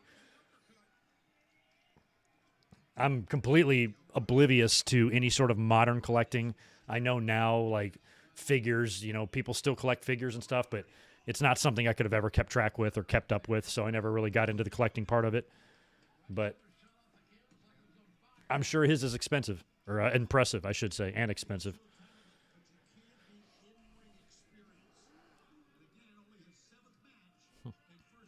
Wow, a 2-pack of Piper and T from Mania 2 and their boxing gear. My Hulk Hogan figure, my LJN Hulk Hogan figure, I got in a tag team pack with Hillbilly Jim. That was how I got my Hogan. I didn't get an original Hogan. I got it in the tag team set. But he came with the belt and everything. Wow. Wow, wow, wow. Leo's going. The White Ranger.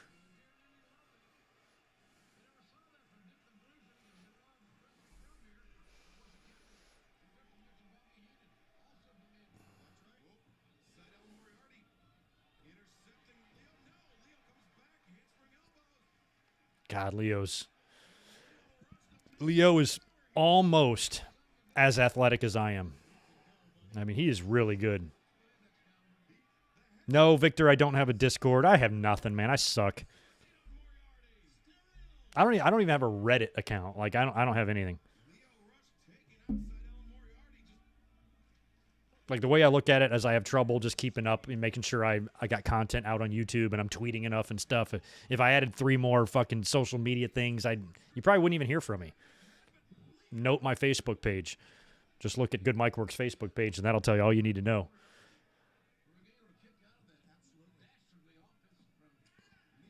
Yeah, Indianapolis has brought it tonight. That's good. I'm glad. They got a long night ahead of them. They're going to tape Rampage after this.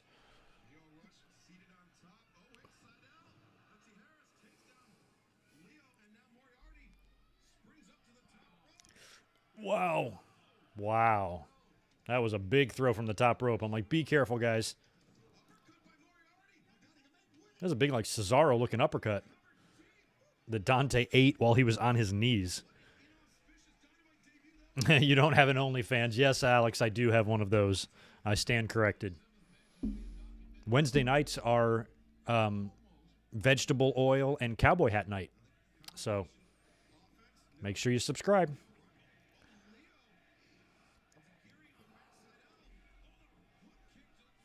I fucking hate Facebook. Isn't it? What is it now? Have they actually changed it to Metabook or whatever the fuck it is?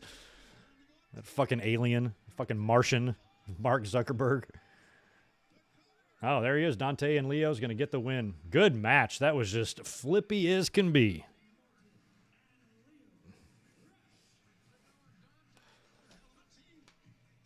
You know, if I would have, Sam, if I would have grown a little more than I thought, like if my subscribers were around double what I was now, I would totally do a Cameo account and do $5 cameos. Totally.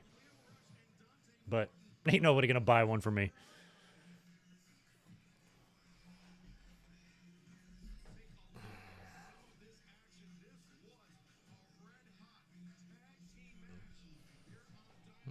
That was a good tag team match. It really was. Rodrigo, I've been in California for about 11 years, but I've yet to be up to a Universal or Disneyland. I've been to both down in Florida when I lived on the East Coast. My sister is like a Disney file. Her and my brother-in-law take my niece up there and a lot. They go to Disneyland a lot.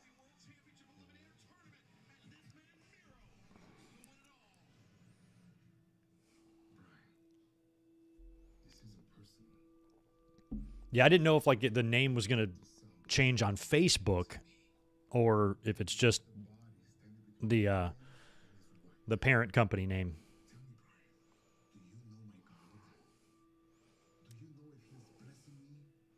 Yeah, Facebook did not help with all the crazy division we have and stuff. You know, it just fueled it. I really wish Facebook wasn't around. I really wish we were able to have a pandemic without any fucking sort of social media influence at all, because people are stupid, and then they spread their stupidity, and that's damaging. And it's never been more apparent than right now. So I just wish none of that existed with the pandemic, and we just got under control, and nobody would get themselves worked up over any bullshit freedoms or liberties, and just do what we did every other time we had some sort of massive, deadly outbreak of some kind of disease. We took care of it with vaccines. But now you can't do that because everybody has fucking Facebook, and they're shoving livestock dewormer up their ass because the woke mob makes them mad. That's where we are. America, everybody.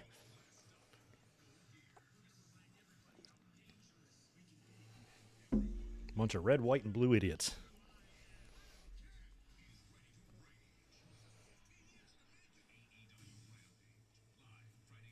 Rampage is going to be literally the go night before show.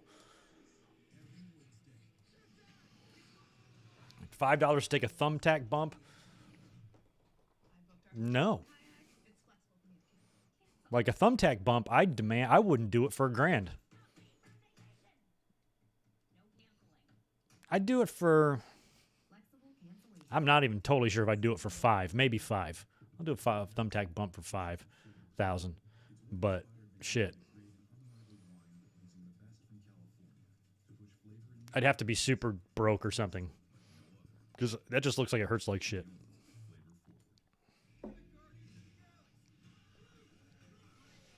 Rodrigo, I don't know where Chavo is. I haven't seen him in a while.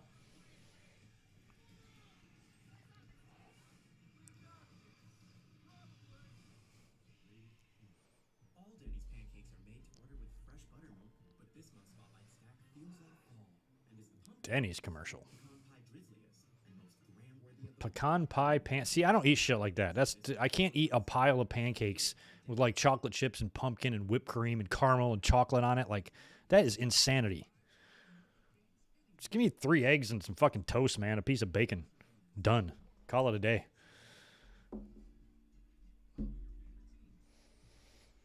I don't need no ye old chuckled cheesel bum stuffed fucking pancake with slathering shit sauce. Chavo's on Young Rock? What? Producing? How do I not hear these stories? How the fuck did Chavo get into the film business or the TV business? Chavo is producing season 2 of Young Rock? What experience does Chavo have producing TV? Huh. Weird.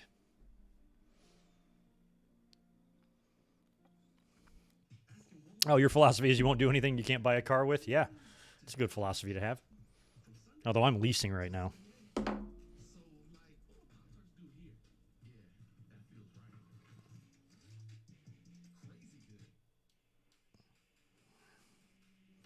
That creepy ass fucking King, Burger King.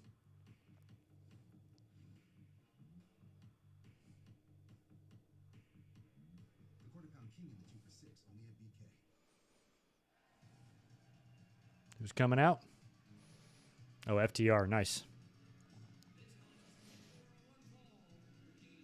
Oh, okay. Chavo produces the wrestling scenes. That makes sense. I believe Chavo. Let me think. Maybe not. It might not have been Chavo. I know the Hardy Boys. I want to say Chavo might have had something to do with the Man on the Moon movie, but he didn't. But that's cool. Chavo there to produce the wrestling scenes. That's kind of cool. I've never seen Young Rock, so I never thought about that they'd actually have wrestling scenes there. Oh, this is Dax and Pac. Pac and Dax. Well, Ruben, that makes sense. Chavo being a wrestling consultant, now that checks out. Because if you want a consultant for wrestling, you're probably going to want to pick somebody from a long line of wrestlers in their family with all sorts of know-how, and Chavo is an excellent choice. Yeah, Victor, you better eat. 9:30, man. Better eat your dinner. Only 6:30 for me. I'll eat later. The bastard. I just like, this is what I like about AEW. You know, WWE gave us a taste of that like last week. And what happened on Monday? Didn't like Chad Gable wrestle Big E or something? And they gave us Gable and who the fuck was it? Balor the week before. Like they're giving us a couple of that, but we get the shit all the time from AEW. So like a match like this, just random Pac and Dax Harwood, you know, this is all I need, man. I don't need one of these guys to sleep with the other sister, or we used to be tag team partners, now they're not friends anymore, or something like that. Like, just give me these two guys, put them in the ring, let them battle it out. What the fuck else do you need sometimes, you know?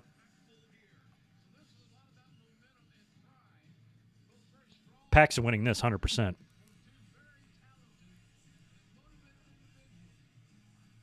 Yeah, Brian Gerwirtz is a producer there, too. See, I was thinking Young Rock was focused mostly on him being a kid. So if they're in season 2 and he's already a grown man getting into the WWE, they really didn't spend much time on Young Rock, did they? Now he's adult Rock. I thought it was like that young Sheldon where he'd just be a kid the whole time, so I guess I should start watching Young Rock. Still yet never seen one episode.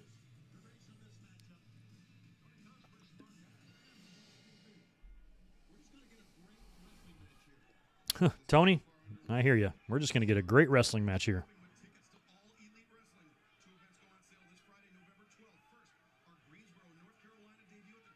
Oh, Greensboro Coliseum on December 22nd. Oh, wow. I wish I was there. They're going to be in the Greensboro Coliseum. I want to see what kind of attendance they do for that. They should really line that up with some NWA legends. Make sure Pinnacle's there so you get Tully in the Greensboro Coliseum. If you wanted to be crazy and bring Flair in, you could. But Tully and R need to be a big part of that December 22nd show.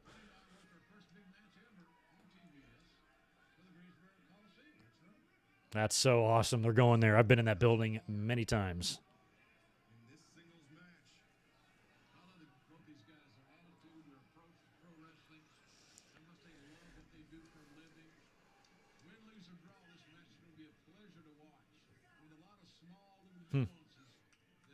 Yeah, eventually I'll give Young Rock a look, I think. You think as a wrestling fan, I've already given it a look, but... Oh, Vengeance 05. Yeah.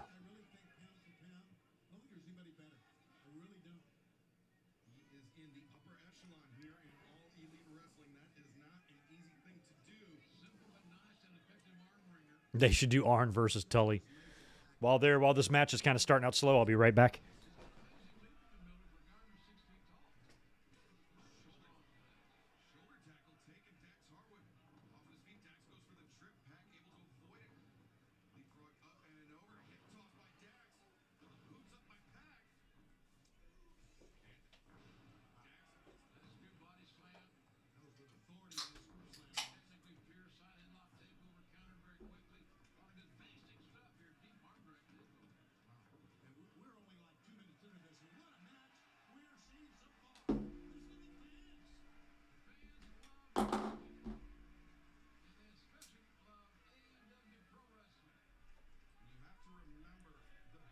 Yeah, what they're saying? This is awesome already?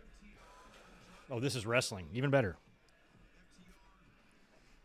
This match will end in shenanigans? It could. You got a lot of these guys, have a lot of team members. I'd like to see a clean finish, though. Yeah, Al Ramos, hard work. Hardwood is from the Revival. That's what FTR means. Fuck the Revival.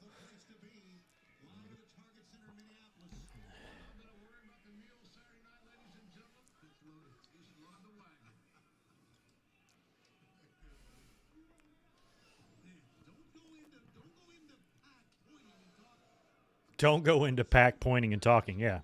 Make a note, boys and girls.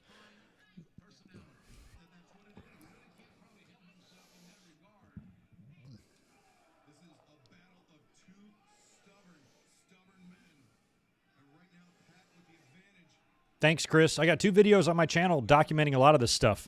One of it goes through my collection, like I mentioned earlier, with the LJN figures. I'll show all my tapes, DVDs, and shit like that. And then I did a studio remodel back in June, and there's a video on that as well. So they're both on my channel. Search for them. You'll get a look at all my DVDs and all that shit. All that shit.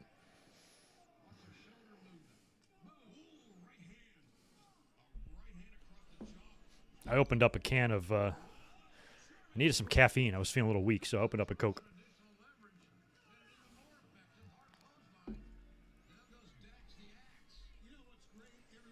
Oh, that's okay, Al. Hey, you haven't watched religiously in 7 years? Consider yourself lucky, because those of us who have had quite a lot of suffering. So, wow. Oh, wow. Good guy, you landed right on the floor. Ah, man, underutilized in AEW right now? I don't know. Everybody's utilized pretty well. I mean, there's always going to be guys that you're going to wish, no matter what company you're in, you're going to wish they were doing more with them or something like that. But in terms of somebody who's like criminally underused, can't think of really off the top of my head where in WWE you can probably come up with 35,000 of them. Where here it's like, there's probably a couple, but nobody where I think, where I'm looking at myself being like, is this company crazy or something? Like, this guy's so good. Why are they not doing anything? I don't have anybody in mind when I think of AEW like that. I think they try to find something for people to do. It's never going to please everybody, obviously, and some people are always going to feel that someone deserves more or less or anything like that. But overall, nobody really sticks out. Somebody's busted open. Pac's got blood all over his back. I can't tell where it's coming from, though. Is it Dax? Oh, now he doesn't have blood on his back. Maybe it was just the lighting. I don't know what I saw there. Pillman Jr.? No, I think Pillman Jr. is still super green. And I don't think he belongs any higher on the card than where he is in terms of his skill level. And plus, they gave him that stuff with MJF and Cincinnati and all that. Spears, maybe. Ortiz and Santana. However, if they get the tag belts at some point, I'll be satisfied. Like, I think they're an awesome team, and they should get the belts. So I think that's still in the cards for them and will come. So, and plus they're in a top level faction in the company and stuff like that. So like I said, they're not criminally underused. Where in WWE, it just seems like you get that so often, like, why are they making this fucking legend fucking job out? See Daniel Bryan, 2013, if you need any more fucking evidence. Yeah, Nyla, though, I wouldn't even call her underutilized. She's a main player in the women's division, even though she's not featured on top right now. She has already had a run with the belt early on, too. So, I wouldn't even put her on that list.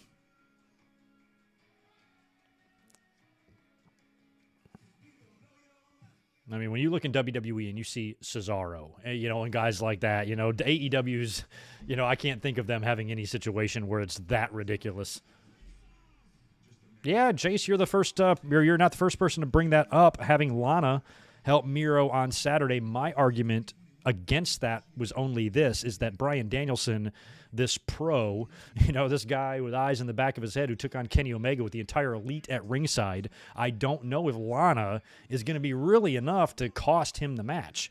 I think she could show up and stuff, but you would think that the professional that Danielson is, even if Lana came out, it's not like he would just abandon everything that's going on with Miro and just focus 100% of his attention on Lana. Some baby faces do that, but I'd like to think Daniel's character is smarter than that and isn't going to fall for some shit like that. He might be surprised to see her out there, but the professional in him is going to have to remain focused on Miro. And I just don't think Danielson should be somebody to fall victim to that. Maybe another babyface, but not Danielson. But that's my opinion. What you're proposing could totally happen. But my thought process is that what?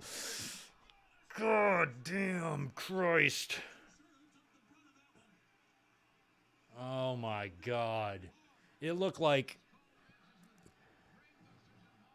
So I guess maybe he was trying to do that. Yeah, he was. It looked like he was going for a big superplex, but he came down brainbuster style. I thought that was a botch, but I think Pac meant to do it.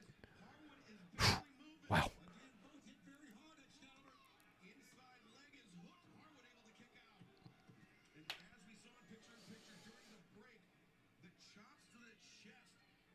I think you can always do emojis, Al. I mean, I don't know if you're on your phone, but if you're on your mouse, just right-click, when you're typing, and you'll have the emoji thing come right up, and you can pick out your shit.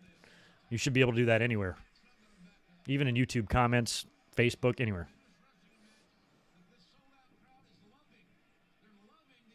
Oh, Alex, okay. I don't think they'll go in that storyline direction, but I suppose anything can happen. Yeah, Pac had blood on his back a little while ago, too, so I don't know who's bleeding. Wow. Jeez. Harwood went all the way across the ring. His head is under the bottom turnbuckle in the opposite corner. Oh, wow. Look at Pac's. I wonder if he got... I wonder if that was on the over the top rope when he landed on the floor. Maybe he just landed on his chest and actually lacerated his chest or something.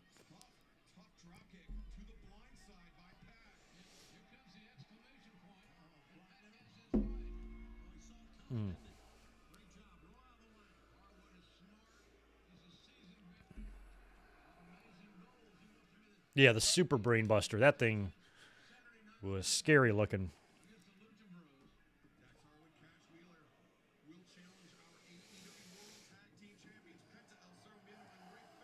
Ooh. Big boot to Dax.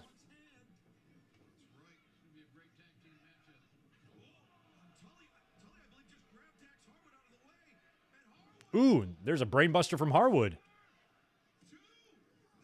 Ooh, Pac almost got pinned there. Yeah, Dax is all right. He's up moving around, but...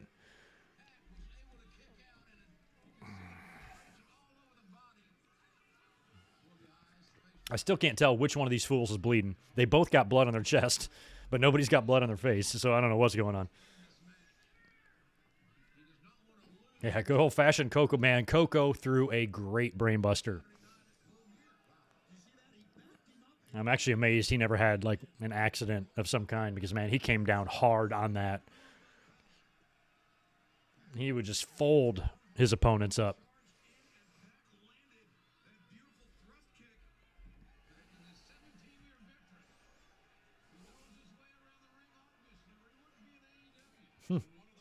I wouldn't mind seeing a Pac and Daniel Bryan match either. Or Bryan Danielson. Oop.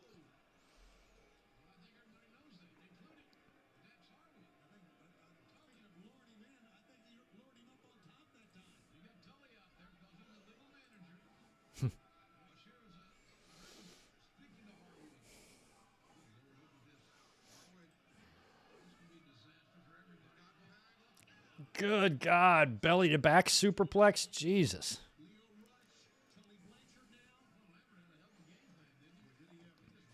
Danhausen is going to grow an evil mustache and get an expensive jacket so he can join FTR Hausen. He's got the funniest tweets. Dax the Axe. Fans are loving it.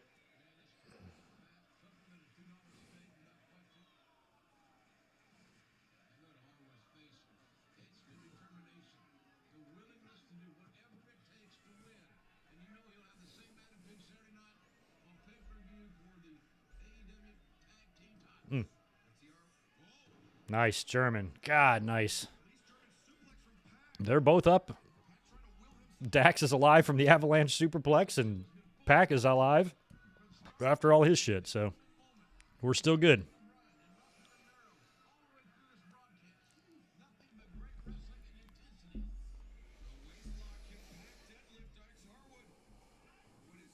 Oof. Wow. Inside out lariat from Dax. Nice. Rebounding powerbomb sit down. Pac with a kick out.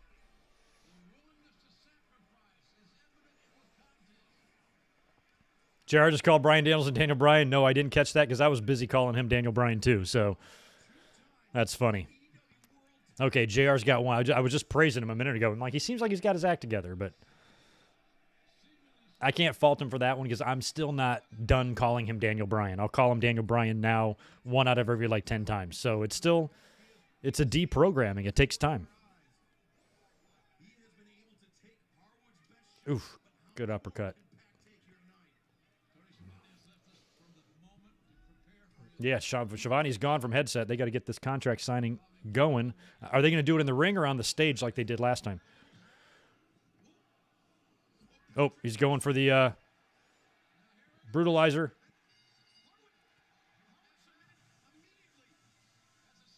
Wow. That was a Montreal Screwjob level bell ring right there. Oh, there's Cash. Man, Dax was like SummerSlam 91. Perfect was tapping out before the move was even fully applied. That's smart. Okay, so that's a good story. He tapped out immediately because they got a tag team title match at the pay-per-view. If he's going to lose anyway, what's the point of holding on, Tap out right away. It's smart strategy. Oh, lights are out.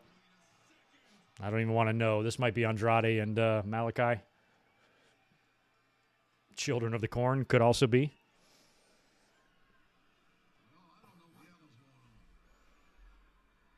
There they are, Malachi and Andrade. Wow. Wow. And they all got Pac. It's a lot of WWE guys there, man. In the ring right now. Technically all of them. Here comes Luchas. Cody is coming. He's got a little American flag jacket on. Take it off, Cody. Don't wear that in the ring, please. I've barfed enough today. Oh, here he comes. I'm loving the Cash mullet. I love it. It's busting loose.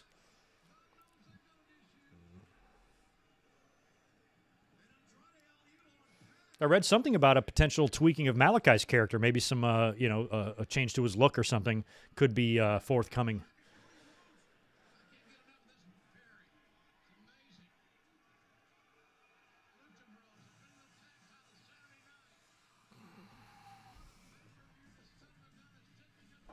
Oh, whoops. I just lowered my seat. I was trying to unlock the recliner part, and I did it on the wrong side. I know y'all have done that before. Because one side is usually raises it up and down, the other one does this, and if you grab the wrong one, you sink. Y'all have all been there, right? Jungle and Fish on Friday. Cassidy and Hardy on Friday as well. Okay.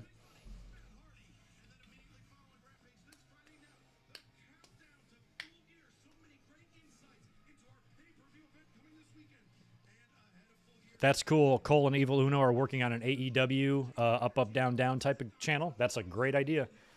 I was reading a little bit about that Xavier Woods stuff. Is there ever a time when WWE just does not sound like a huge raging fucking douche? God. So up, down, down is currently on hold. I think everybody's just holding out on making content out of solidarity to Xavier Woods for him to get a better deal out of that. And he should.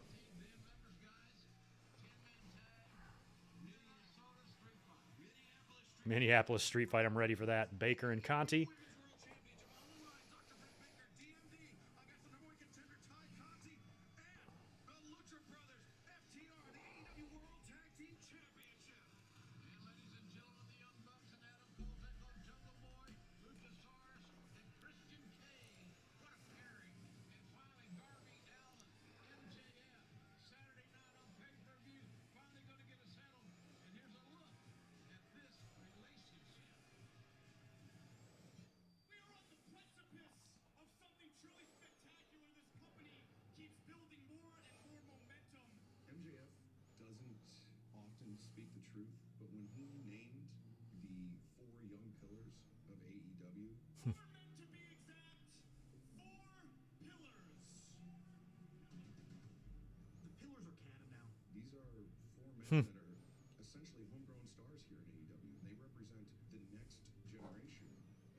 Oh, I like this. The Pillars. So they got Jungle, MJF, Darby, and who's the other one? Jungle, MJF, Darby, and Sammy Guevara. It's a great marketing slogan. Gotta go beyond talking. Max, I've seen your face before.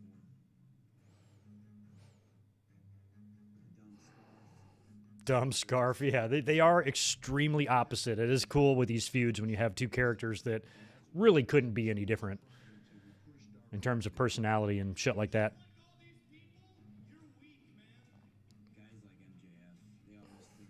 The type of girls they date, you know. Everything's different with those guys. Darby Allin is a violent thinker, but highly intelligent. Darby is good at playing checkers. I play chess. Nobody's got the heart and the passion. I wonder if there's a way. That actually reminds me. I thought about this a couple weeks ago, and it's kind of too late to do it now, but maybe for the next AEW pay-per-view. You know, since a lot of this is on BR Live, I would like to do something where we do like a giveaway or something, and I'll buy the pay-per-view for somebody. Maybe do a drawing or something. You just might have to give me your account information or something. I don't know how we do that, but there's like gotta be a way to like work it out, you know, to where I could get a pay-per-view for one of you guys.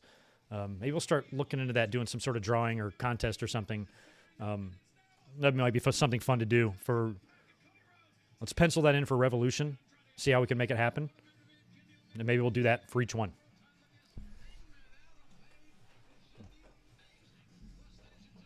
All right, up next. They better hurry up, man. There's only 9 minutes left in the show. And if we're getting a commercial.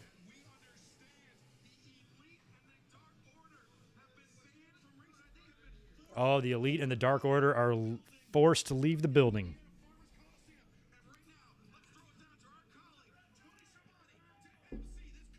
Oh, there you go. Cody is booked now. Well, ladies and gentlemen, as we have seen, Tony Khan has banned the Elite and the Dark Order from this contract signing. Here we go. Think it's a hell of a move. Ladies and gentlemen, we are ready to sign the contract for the AEW Championship match coming up Saturday, live on pay-per-view. I mean, there's not going to be time for a ton of words to be exchanged here. Cowboy shit, here he comes. A lot of talk this week, too, about whether or not he should win the title. Of course he should win the title.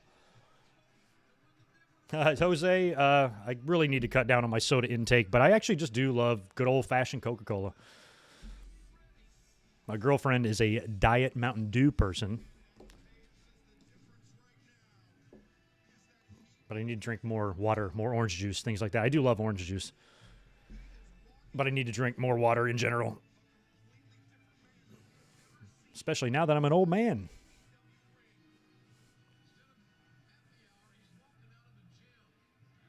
Chris, I don't know about Don Callis. I think Don is connected to Impact, and I know that working agreement was over. So it probably has something to do with that.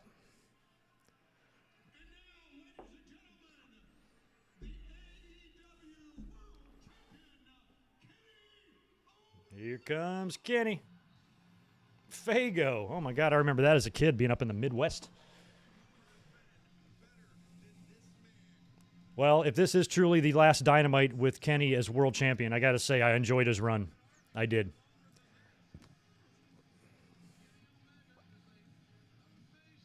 I thought he did well with it. He was a good heel. It was fun.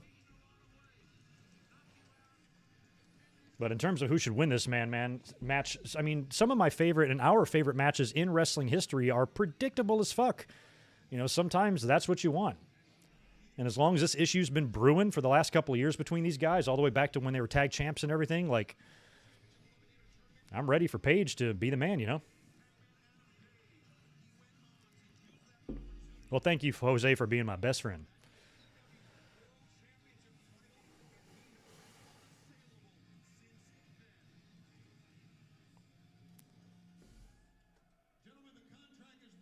Omega is an alien. That sign.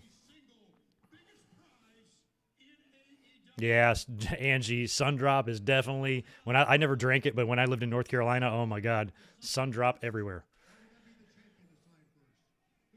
Who's going to sign? Which one of y'all want to do it? Paige is like, I'll sign this shit, man. Cowboy shit. Where is it? I like how this is a real contract. Like how Cena wrote his name, Cena, in like crayon on the fucking WWE contract. After all this time, I don't know what there is left to say. And I know that the sooner I sign this, the sooner I get to Full Gear and beat your ass for the World Championship.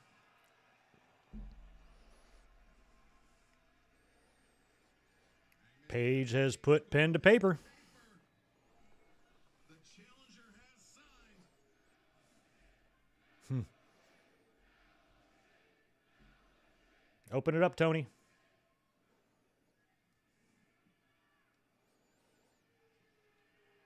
Kenny Omega maybe having some second thoughts here. Of course, the heel's not just going to sign the contract, you know? I wish I could share the excitement and the enthusiasm of these wonderful fans. Wonderful fans. That's what they are in Indianapolis. Did Bruce Pritchard book this? It depends on the way it ends, transferring heat. I mean, we were friends. We were partners. As a member of the elite, we were like family. You see all of this? Everything here. This was meant for you.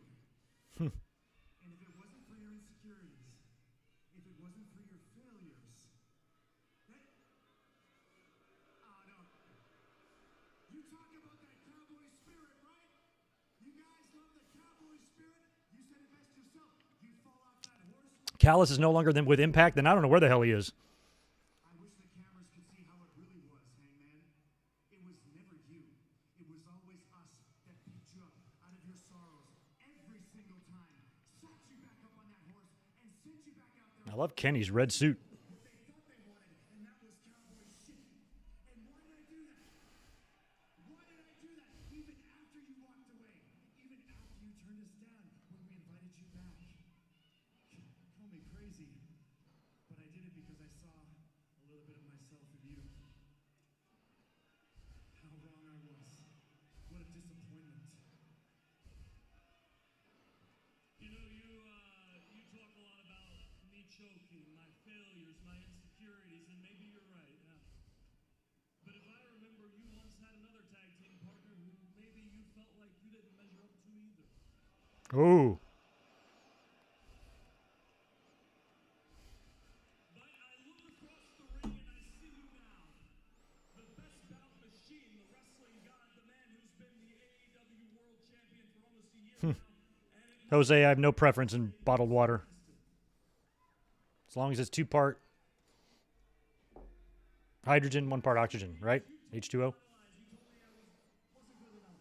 You told me I couldn't beat you. You let me fall flat on my face. But the biggest lie that you ever told me was last year at Full Gear in the Eliminator tournament when you beat me. You knelt over my body and you said, "Good job, Hangman. I'm proud of you." You weren't proud of me. You were afraid of me. You were scared of me, yeah. Been holding him back since the beginning. Feel the pain of loss like you had felt before. You didn't want it to light a fire under my ass for me to prove myself, to redeem myself. You didn't want it to make me become what you've become, what I will become this Saturday when I beat you and become the AEW World Champion. Mm-hmm. You've got it all wrong, Hangman. You've got it all wrong.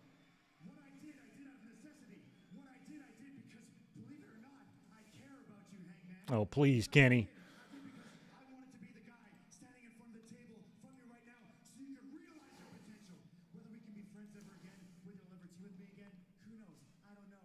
But one thing's for sure is that I want to be able to shake your hand right here, right now, one last time. Oh, give me a break. Shaking his hand? I don't think so. Let's kill it at the pay-per-view, man to man. I'd like to actually see it. Shake hands. There's no time for a brawl. We got 1 minute left. Good job, Hangman. I'm proud of you. I like the Kenny as a poop head sign. Wow, we even got a handshake. Did he not sign the contract? Oh, who's the cameraman? Callis. There he is. There's Callis. I love it. I love it. That's great. We were just talking about him. That's great. They actually pulled that off well.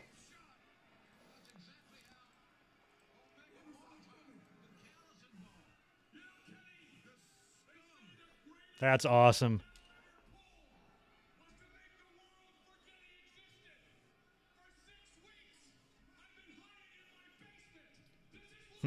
That was a line from Usual Suspects. Oh, and he's going to sign it in blood. I love it. Good way to finish. Now, if that ain't your indication that Hangman's winning this title on Saturday, I don't know what is.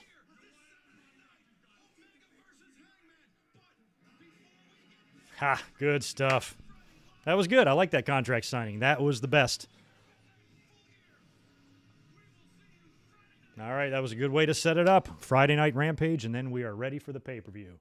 All right, guys. Well, I appreciate you being here on another Wednesday. It was a lot of fun. We're going to bust back up here on Friday afternoon, knock out some predictions for Full Gear, and then after Full Gear on Saturday, back up here for a review. Thanks again. It was a lot of fun doing this. We'll be back next Wednesday doing it again, and I'll see y'all again on Friday for the predictions, and then, of course, Saturday we'll be talking all about Full Gear. It's going to be a blast. Y'all have a great rest of your night. See you soon.